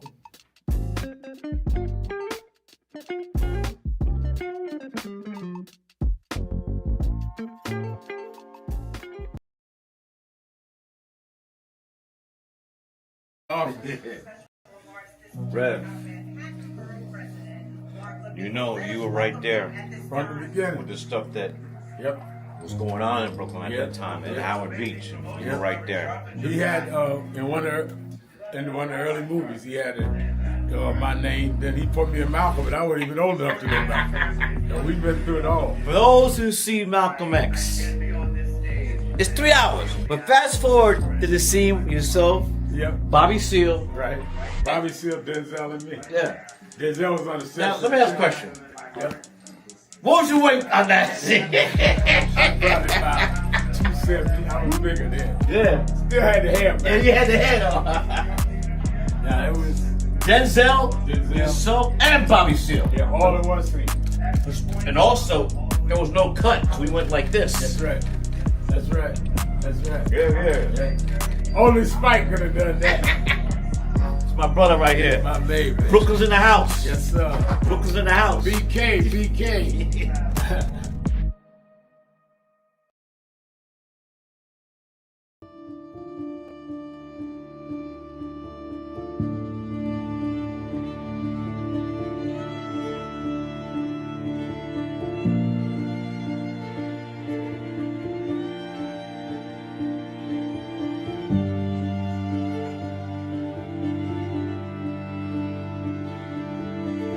Robin Culp used to do a show with Bill Cosby, I Spy, and he did a documentary on breadbasket, Robin Culp. Oh, wow. You need to see that documentary. It's great. Absolutely. I lived this. I didn't read this. I was there. You true to this? I'm true to this. Not new to this. I ain't new to this. Walter Fontroy, he was, Jack O'Dell was one of the guys that Kennedy warned Dr. King about. Say he was a communist. Jack O'Dell and Stanley Levinson. And Reverend brought him in. Nobody else in the movie would deal with Jack. Reverend brought him in. Oh yeah, sure. Just us. Just us. But there's stories behind all of it. It didn't just happen. But I am somebody. I may be on welfare, but I am somebody. I may be in jail, but I am somebody. I may be an educator, but I am somebody. I am black, beautiful, proud. I must be respected. I must be protected. I am somebody. Come today. I see the Reverend Jesse Jackson is here. Lord, we thank you for the Reverend Jesse Jackson. I see the Honorable Maxine Waters is here. We thank you for Maxine Waters. You see the Reverend Al Sharpton is here. We thank you.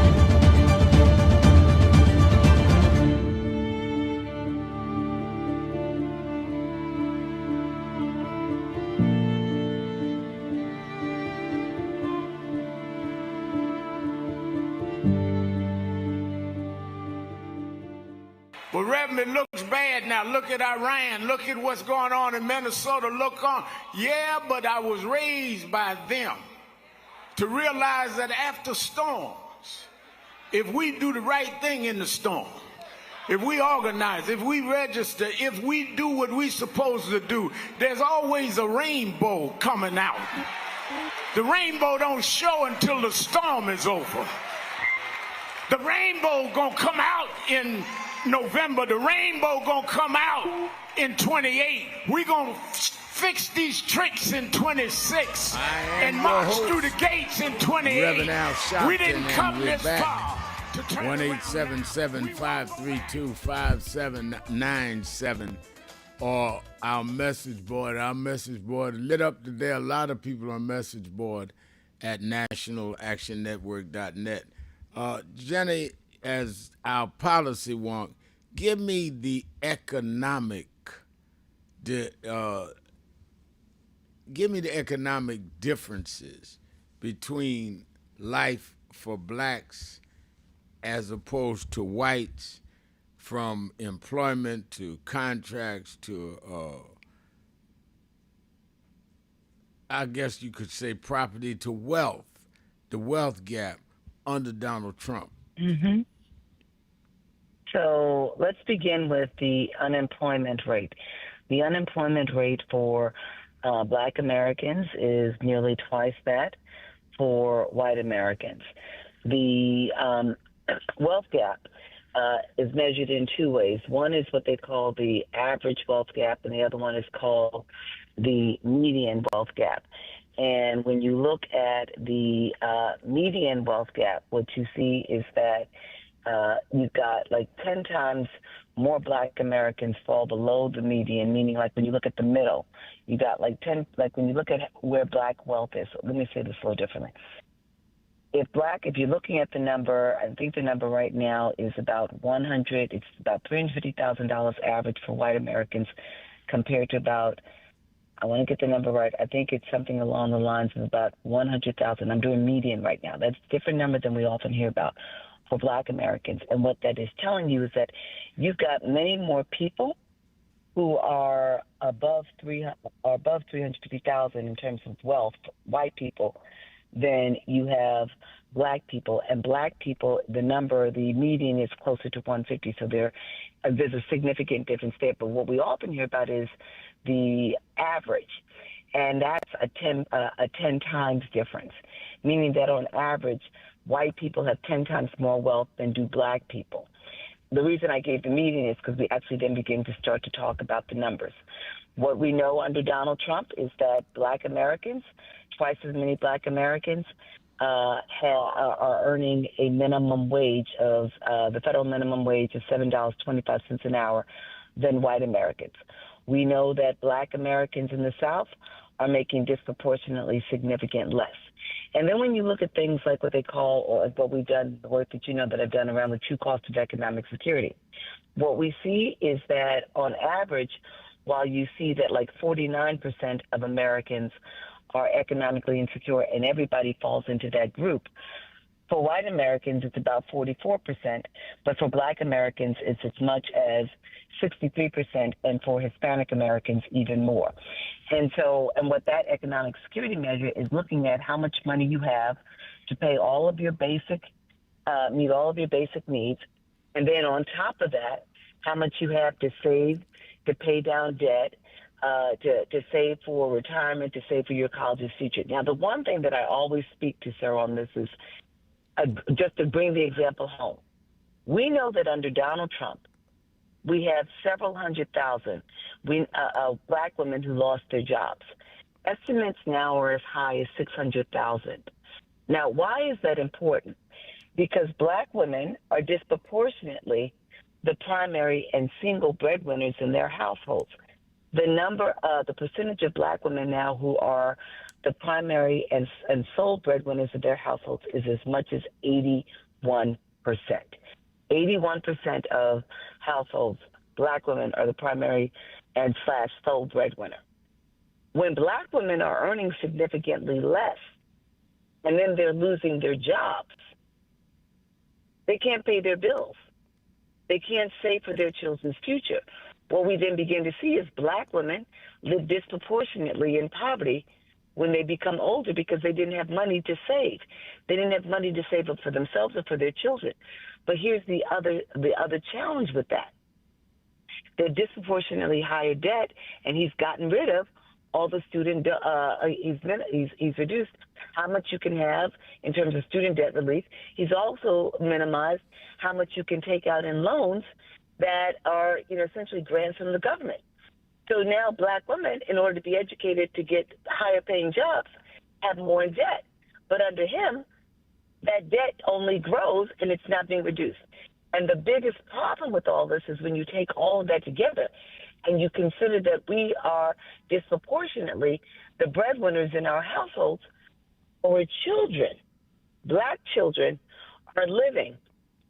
Nearly 1 in 4 black children lives in poverty compared to less than 1 in 10 white children. And this number is growing worse under Donald Trump. Black women losing jobs, not paid as much. Poverty among children is only going to grow. Wow. Let's go to that's the facts. This policy day is the facts. Let's go to Fred in Milwaukee, Wisconsin. Fred. Hey, how are you guys doing? Yeah, I just wanted to comment, and Attorney Jones kind of said it. I mean, just how she just spoke, that's one thing that the DNC needs to do as far as to the people, because from lower income to middle income to upper middle income, whatever you want to call it, they have to talk real with the people. I mean, the talking points, and the commercials, everything is redundant. It's like the same thing, but we want to feel that you are out talking to the people.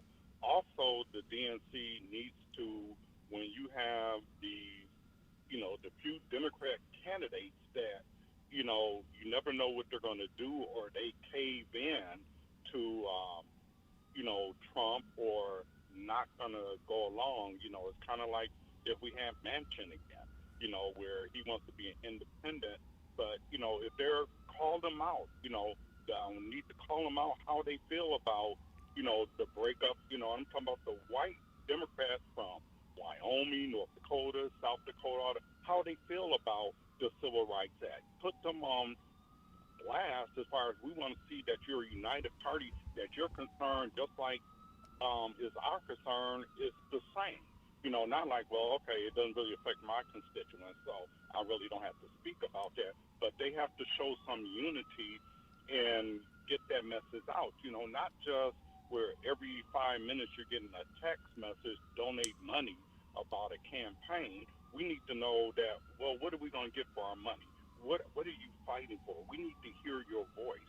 It's like both of you explain it, you talk to the people, and that's one of the things they should be like running over each other to get on your show, to get on the radio show, to talk to people, or ask if they can have, hey, Reverend Sharpton, can we have 30 minutes so we can answer questions to the people, talk to the public, so they can hear from us, from the heart, not just some talking point. And then the last thing I was going to comment on, yeah, just like the Project 2025, if I'm not mistaken, there was a version that was done years before, like I believe when the first Bush was in office, so this is a revision of that, or updated version of that.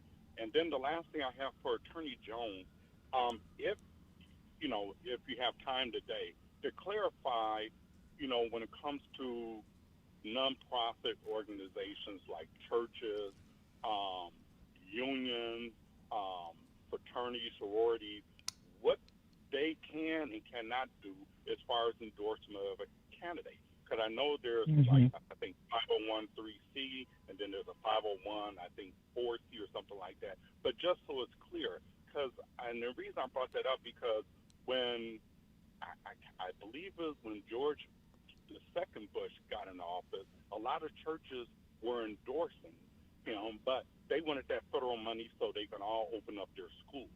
And then after that, they cracked down on that, where, oh, well, you can't endorse anybody, where they can can endorse people as an individual, and their members can endorse Mm-hmm. people as an individual, but not as far as but unions are different, so the structure is different, but just if you have a chance to clarify that. And that was it. Mm-hmm. Right. So would you like me to do that now? Yeah. Okay. So 501c3s, essentially they are designated by the IRS as being nonpartisan. And one of the things that happens with them is that they receive tax exemption from the government, but they are not considered to be policy and advocacy organizations. 501c4s are advocacy organizations, and there are even some rules around them as well. But nonprofits, churches, they're supposed to be nonpartisan. They are tax exempt, and they are endorsing candidates for office. Now, they can engage in civic activities. They can go out and host like debates. They can bring people to the polls, and as you said, staff, board members, volunteers, they can personally endorse, but they have to always, as official entities, they have to avoid at all costs the appearance of endorsing somebody because they could lose their tax-exempt status. And see, sometimes the other thing you got to remember is not all 501c3s, but sometimes a lot of 501cs take government money. Right. And so one of the reasons you don't want to get into that is if you take government money and then you're endorsing somebody, is there a quid pro quo, or are you actually currying favor, and are you getting for your endorsement something that you otherwise would not get? And so they try to clamp down on things like that. All right, let's go to Ronnie in Philadelphia, Pennsylvania, WURD. Let's take the break. We'll come back to you, Ronnie. Ronnie will be next. Keeping it real. Sharpton, Jones Austin. Be right back.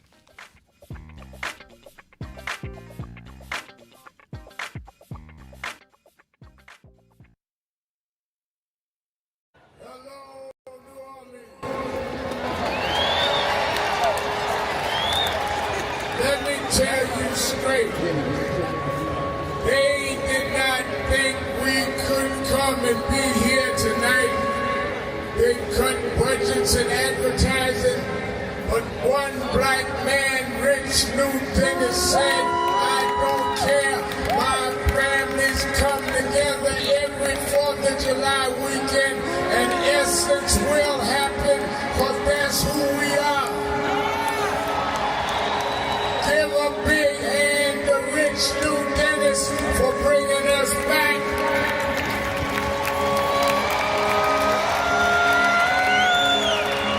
Why do we come? Because the essence of who we are is essential to what made this nation. We built this nation. We made this nation. We created the essential dollars that this nation lives off of. We don't care what bill they pass.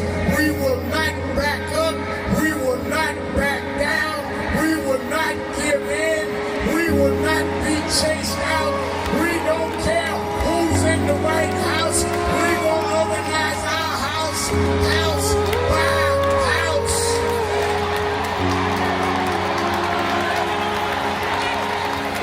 We came over the Middle Passage. We survived slavery. We survived Jim Crow. Don't you give up now. Don't you turn back now. Stand up, black man. Stand up, black woman. Reclaim your dignity. Reclaim your place. So we stand with the Global Black Economic Forum. We stand with Essence Magazine because that's who we are. So don't give in now. Yes, it's some rough days, but we've been through rougher days than this. Yes, Trump is a bad dude, but we beat badder dudes than Trump. So let's party with a purpose, because our rhythm and our music reminds us who we are, because we can smile through our pain and organize for our gain.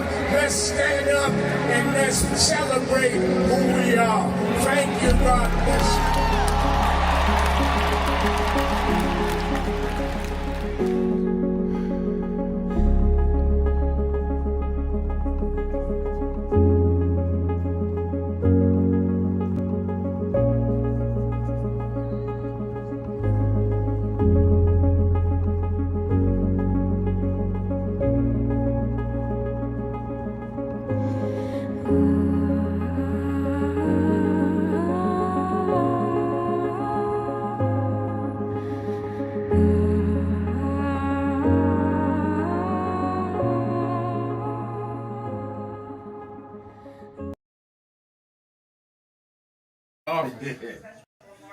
Rev,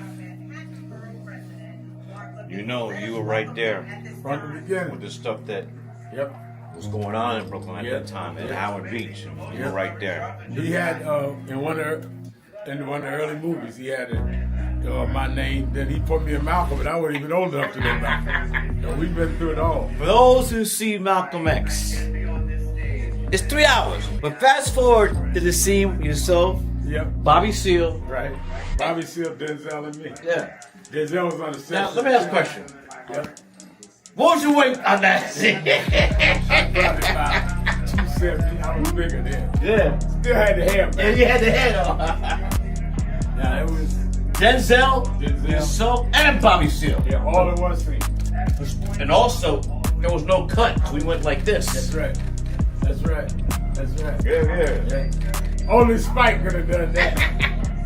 It's my brother right here. My baby. Brooklyn's in the house. Yes, sir. Brooklyn's in the house. BK.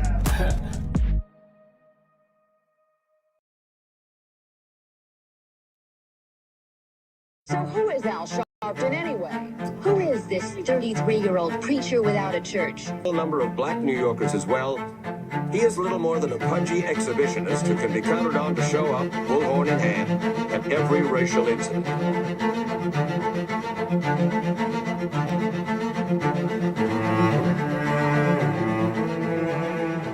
I often quote Mark Twain saying, "The two most important moments in life is the moment you are born and the moment you find out why you were born." I had a very troubling conversation the other day that prompted me to do this little video. Young man that I've known a while came to me and he was crushed. I mean, really crushed, because people were criticizing his work. He's in the ministry, but he's also an actor. And he said he couldn't understand why people were jumping all over, criticizing him, trying to find scandalous and derogatory things about him.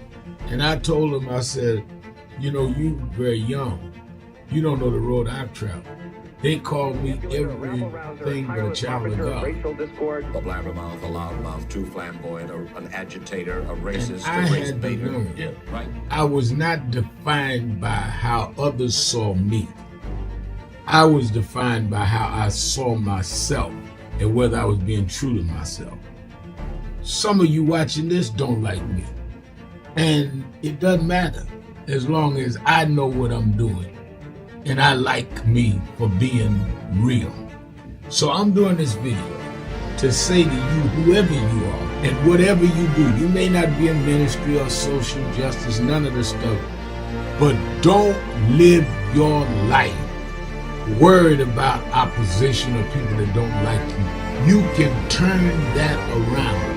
Use me as an example. The same people that call me a scam artist, a con artist, a sellout, or racial hustler and all, I kept going.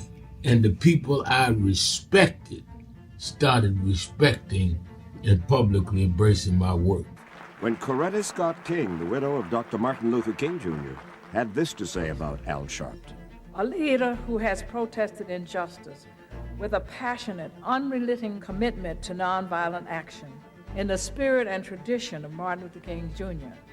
And I am talking about your leader, our leader, the Reverend Al Sharpton. The other thing that hasn't changed is the National Action Network's commitment to fight injustice and inequality here in New York City and across America. And that's not only a testament to Reverend Sharpton, it's a testament to all of you who are here tonight. First and foremost, to Reverend Sharpton.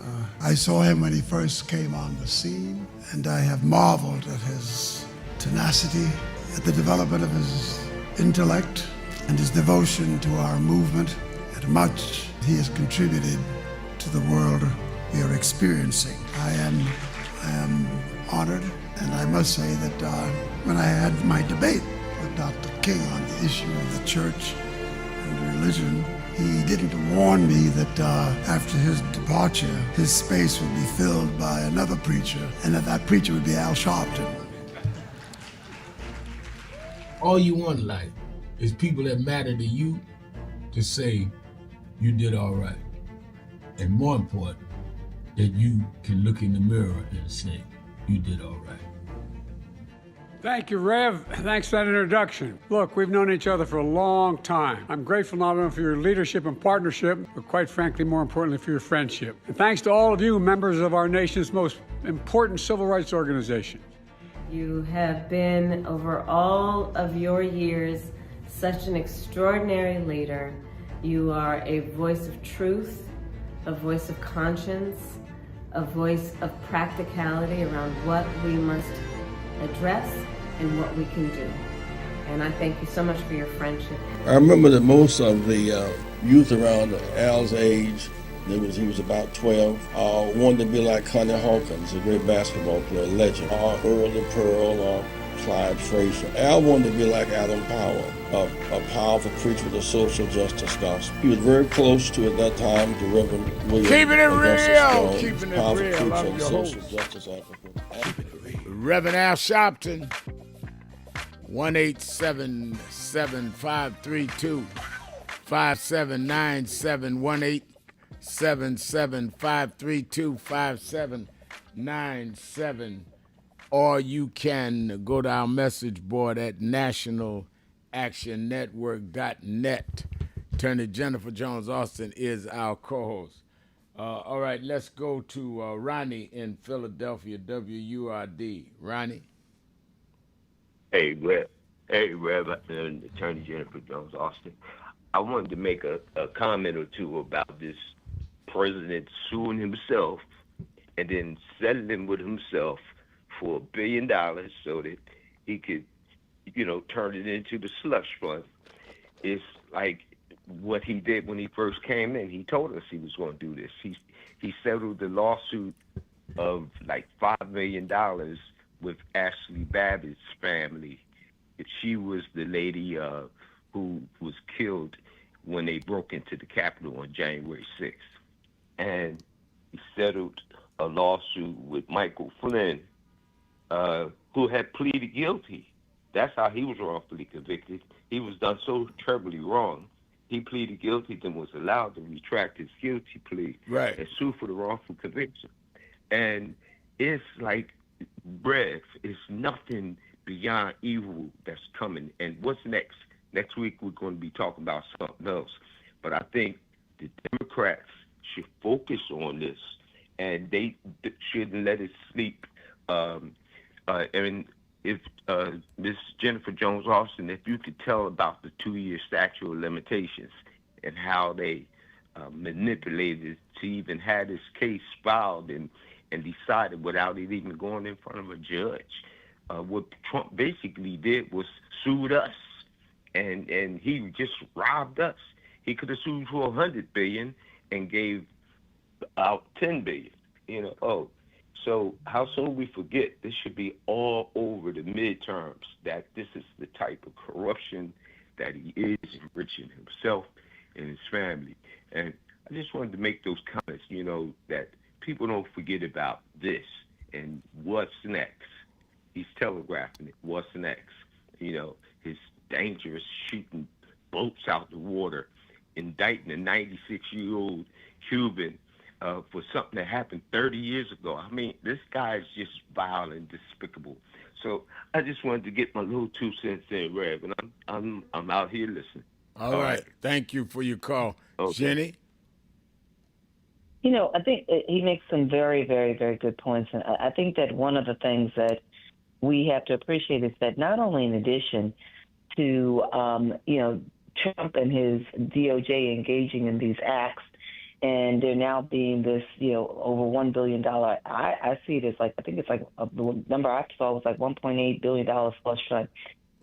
You have a federal judge who actually also dismissed wrongful death claims against Trump, with respect to the officer. I believe his last name was Thicknick, if I'm remembering correctly. But then they allowed civil conspiracy claims to proceed. And so it's we have a government right now that is functioning in a way where it's not even recognizing the people who were really wronged in these activities, but that's how Trump works. And I think the other thing that we need to note is that we also do have some people who are now going after Trump. You've got police officers who essentially sued to try to block this fund from actually paying out to January 6th assailants. And the challenge that we now have is that we don't know whether or not these cases are actually going to be fairly litigated. So you're talking about statute of limitations, but in this Trump world, nothing. It seems like judges who have been appointed by him will do whatever they care to do, and they won't uphold the law. So we don't even know whether or not we've got judges who are going to hear fairly a motion to block this $1.8 billion fund from ever being, paid out to people who don't deserve this. They actually engaged in an insurrection against this country. And what you see, though, at the core, what we keep losing sight of, or maybe some of us, is that all of this is happening because Trump wants to take any and every action he can to try to legitimize the, to try to say that he didn't lose the election in 2020, and then to legitimize any actions that were taken with regard to him not including January 6th. Let's go to Lynn in Detroit. Lynn, you're keeping it real with Sharpton and Jones Austin. Yes, hello, Reverend Sharpton, and Hi. Hello, Attorney Austin. Reverend Sharpton, I want to talk a little bit about the DNC. Reverend Sharpton, I am not a Trumper.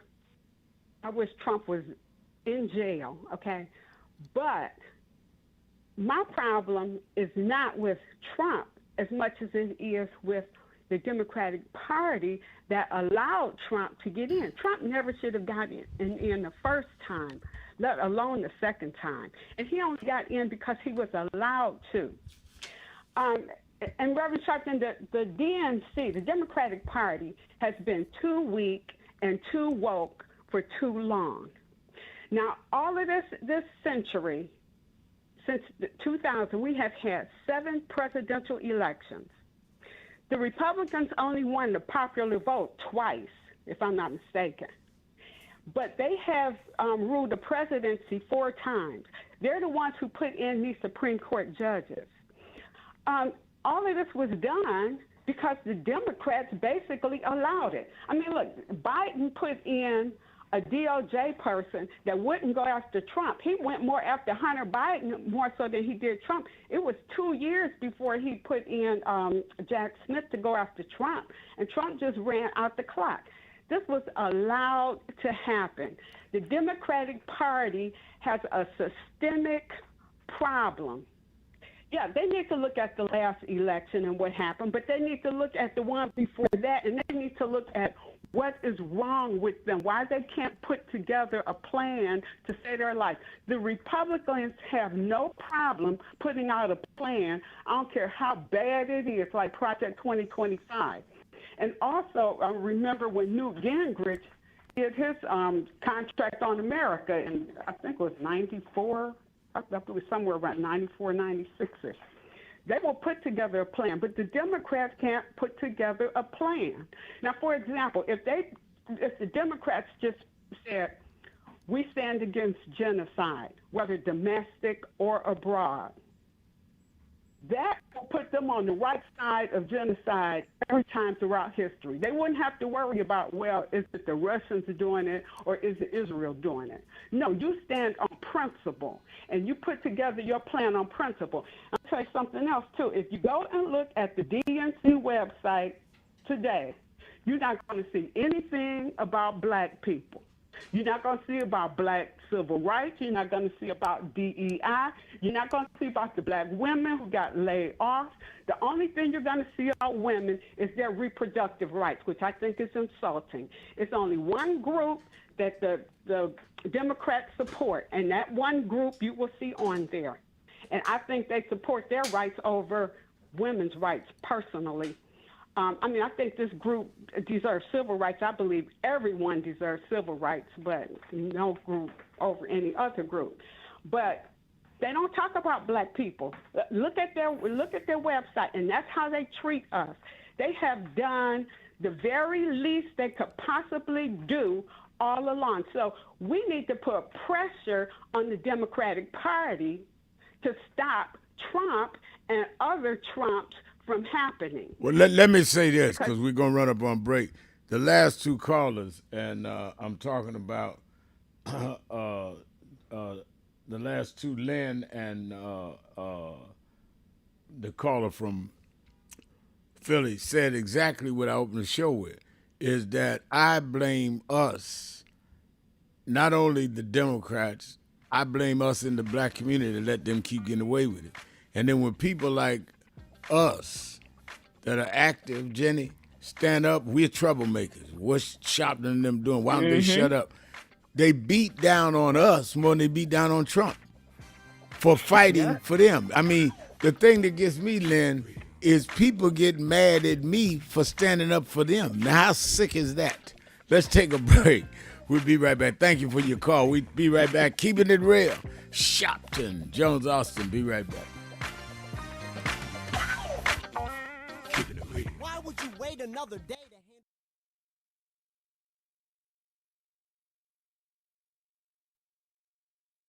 to that I want to end? He talked about the dry bones in the valley. I'll tell you that. The only reason that the wind could blow life into the bones is because at some point they had to be connected. If the wind had blown into a disconnected body, it still wouldn't have worked. So before he prophesied to the wind, they had to first get the foot bone to connect to the ankle bone, and the ankle bone to the calf bone, and to the knee bone, and the knee bone to the thigh bone. If we are to prophesy to the wind, we must first connect this body. We must connect Eddie Long to Farrakhan and Cornel West to Elders and Lowry to Sharpton. If we can connect this body, then God will blow the breath of life into our community. But as long as we are disconnected, the wind can't blow because it's blowing on disconnected dry bones. But the good news is that we're the children of people that have been through worse than this, and we're still here. So even though I get despondent, I don't ever get depressed, because I want the world to know you won't beat us, because we're the children of those that took the worst form of slavery and brutality that ever lived, that ever existed. Our parents survived the Middle Passage. Only the strong got here, and then we lost our name, our culture, our religion, and we're still here. But you don't know who we are. We're the children of Chaka Zulu. We're the children of Mary McLeod Bethune. We're the children of Marcus Garvey. We're the children of Martin Luther King. We'll be here. We were first, and we'll be last. We know who we are.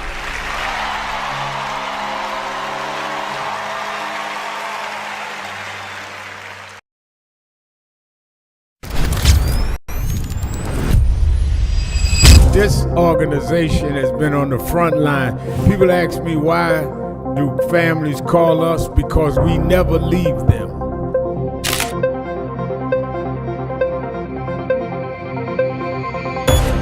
No justice. No justice. What do we want? What do we want? What do we want? When do we want it? When do we want it? When do we want it?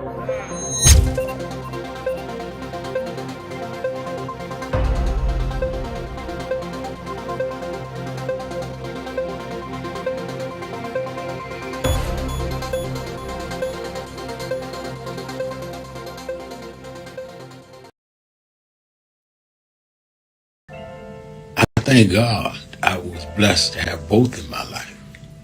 Both historic, strong figures. But if I misuse them and listen to not only figures that are not as historic as them, but figures that had nothing to do with the calling and purpose of my life, I would live confused. I'd be double-minded. I'm clear. And what I want you to do is be clear. Clear on who you are and why you are. And a lot of that will be exposed to you and others by who you are around and who you allow to enter your head. Keep people at a distance that only have a distant and unclear vision of who you are and who you are supposed to be.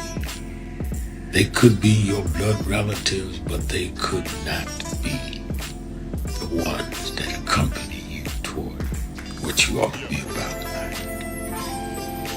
Everybody good to you ain't good for you. Everybody that makes you laugh sometimes end up making you a joke.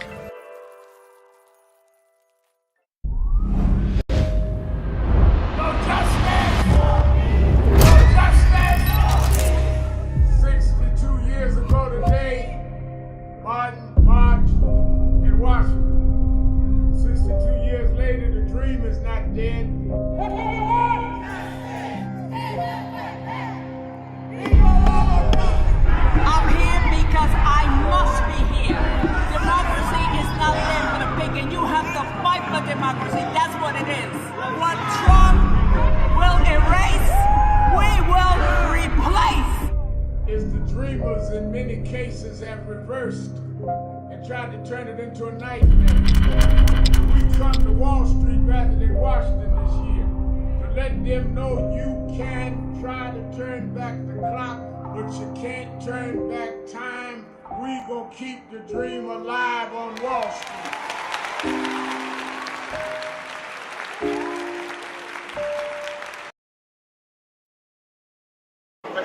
Tony Wayford, Los Angeles chapter, NASDAQ Network. He just came in here to New York a couple days ago, had to stop by the House of Justice, and I sure enough found some justice, so I know I can leave here feeling like I got peace.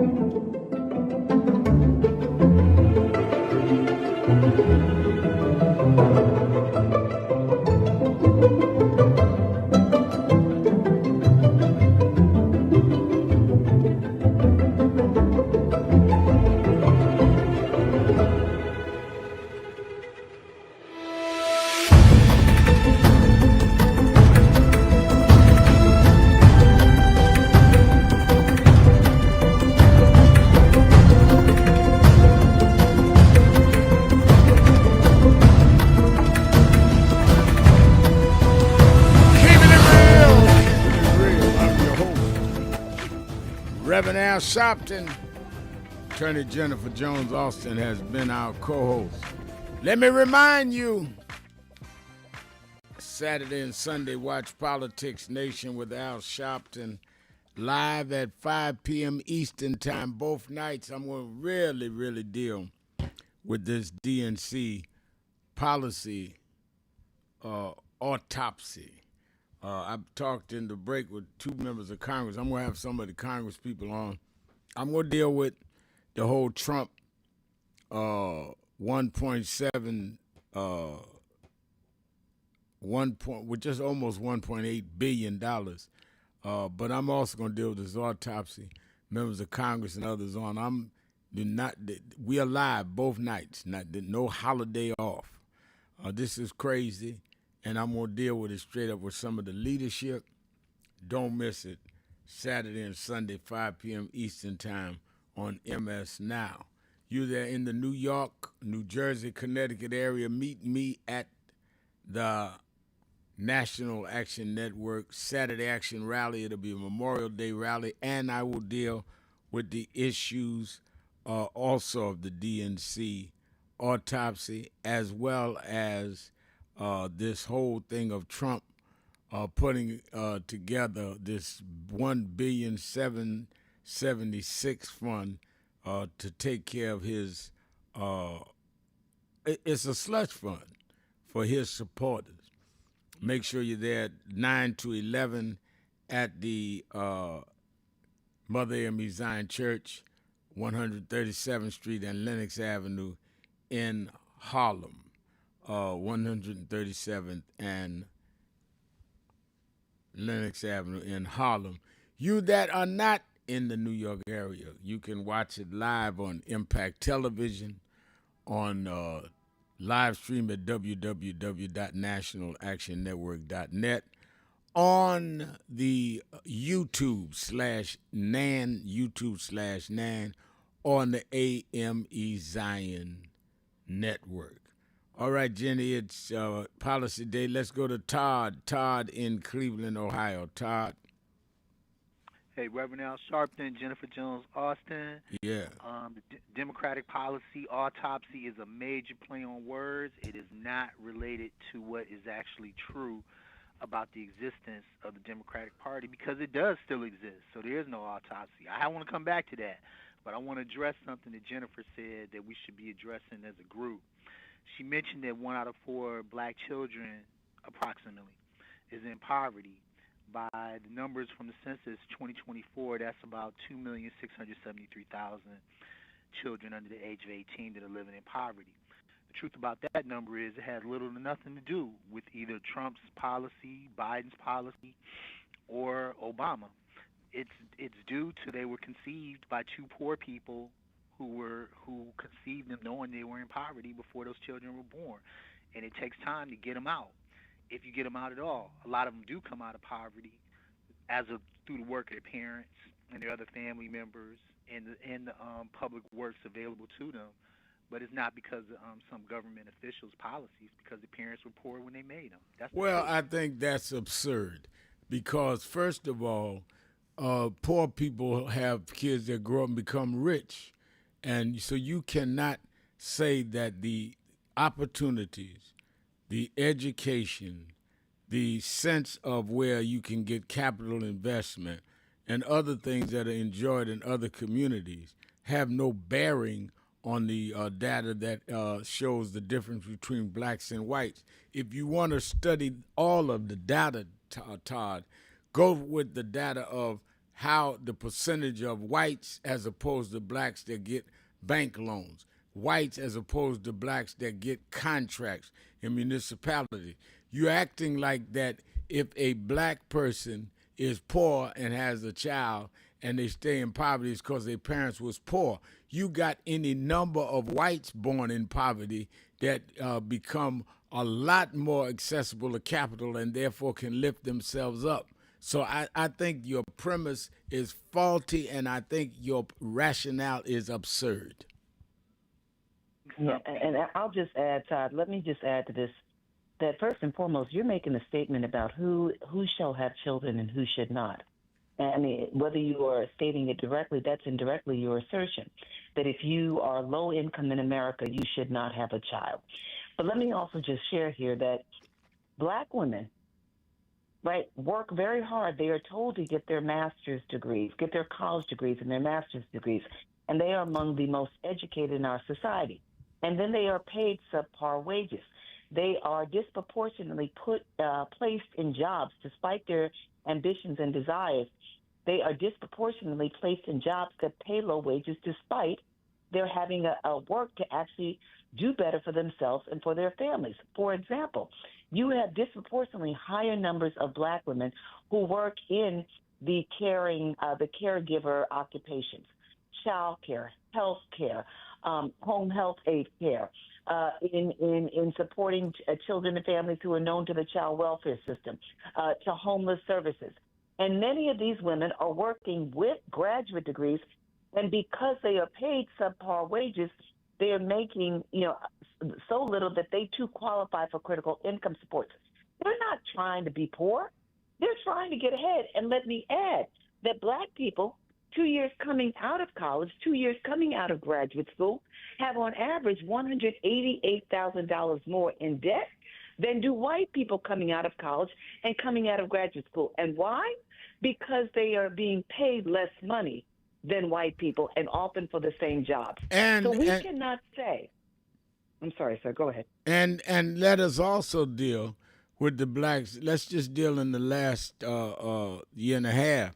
The Blacks who have lost their business contracts and lost their jobs in major corporate America and lost their academic positions because of the government programs that you say have no effect, the government programs of ending DEI that took them out of the academy, that took them out of corporate contracts, that took them out of the corporate suites, and they have been terminated, and their children will be less able than they were because of direct government policy. I don't even see how you can make a statement that has nothing to do with government policy.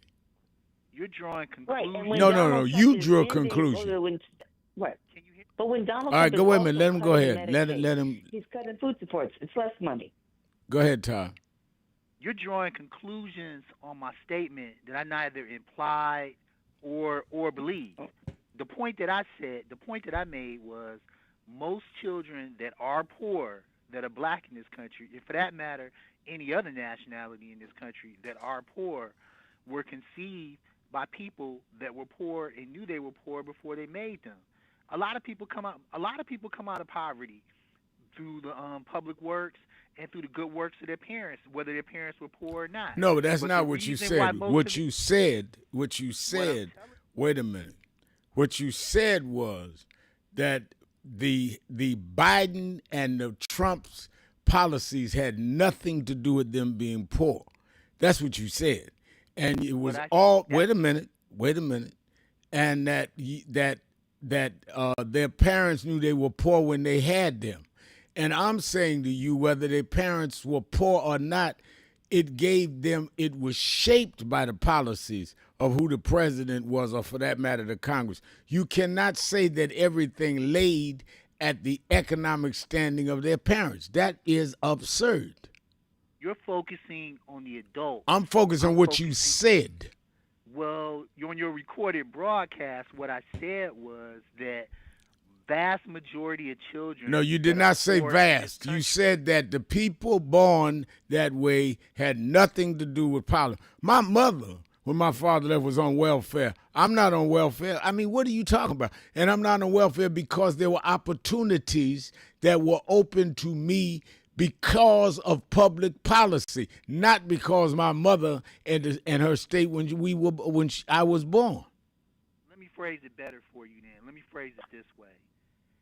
If you and another woman or a man and a woman know that they're poor, and then they conceive a child, and that child consequently becomes poor, it's because of them. That's the reason. It's because of who? The people that made the child. No. That is no. Todd. No. Todd, a lot of statements you make, I may agree or disagree, but I think you make good points.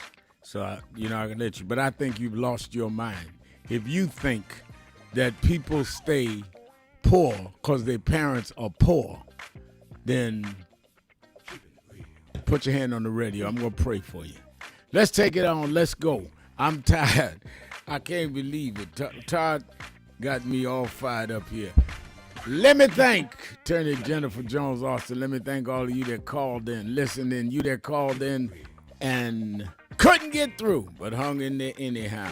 Remember, whatever you do, wherever you go, however you feel, tell somebody, tell anybody, tell everybody. Reverend Al told you personally, keep it real. Keep it real.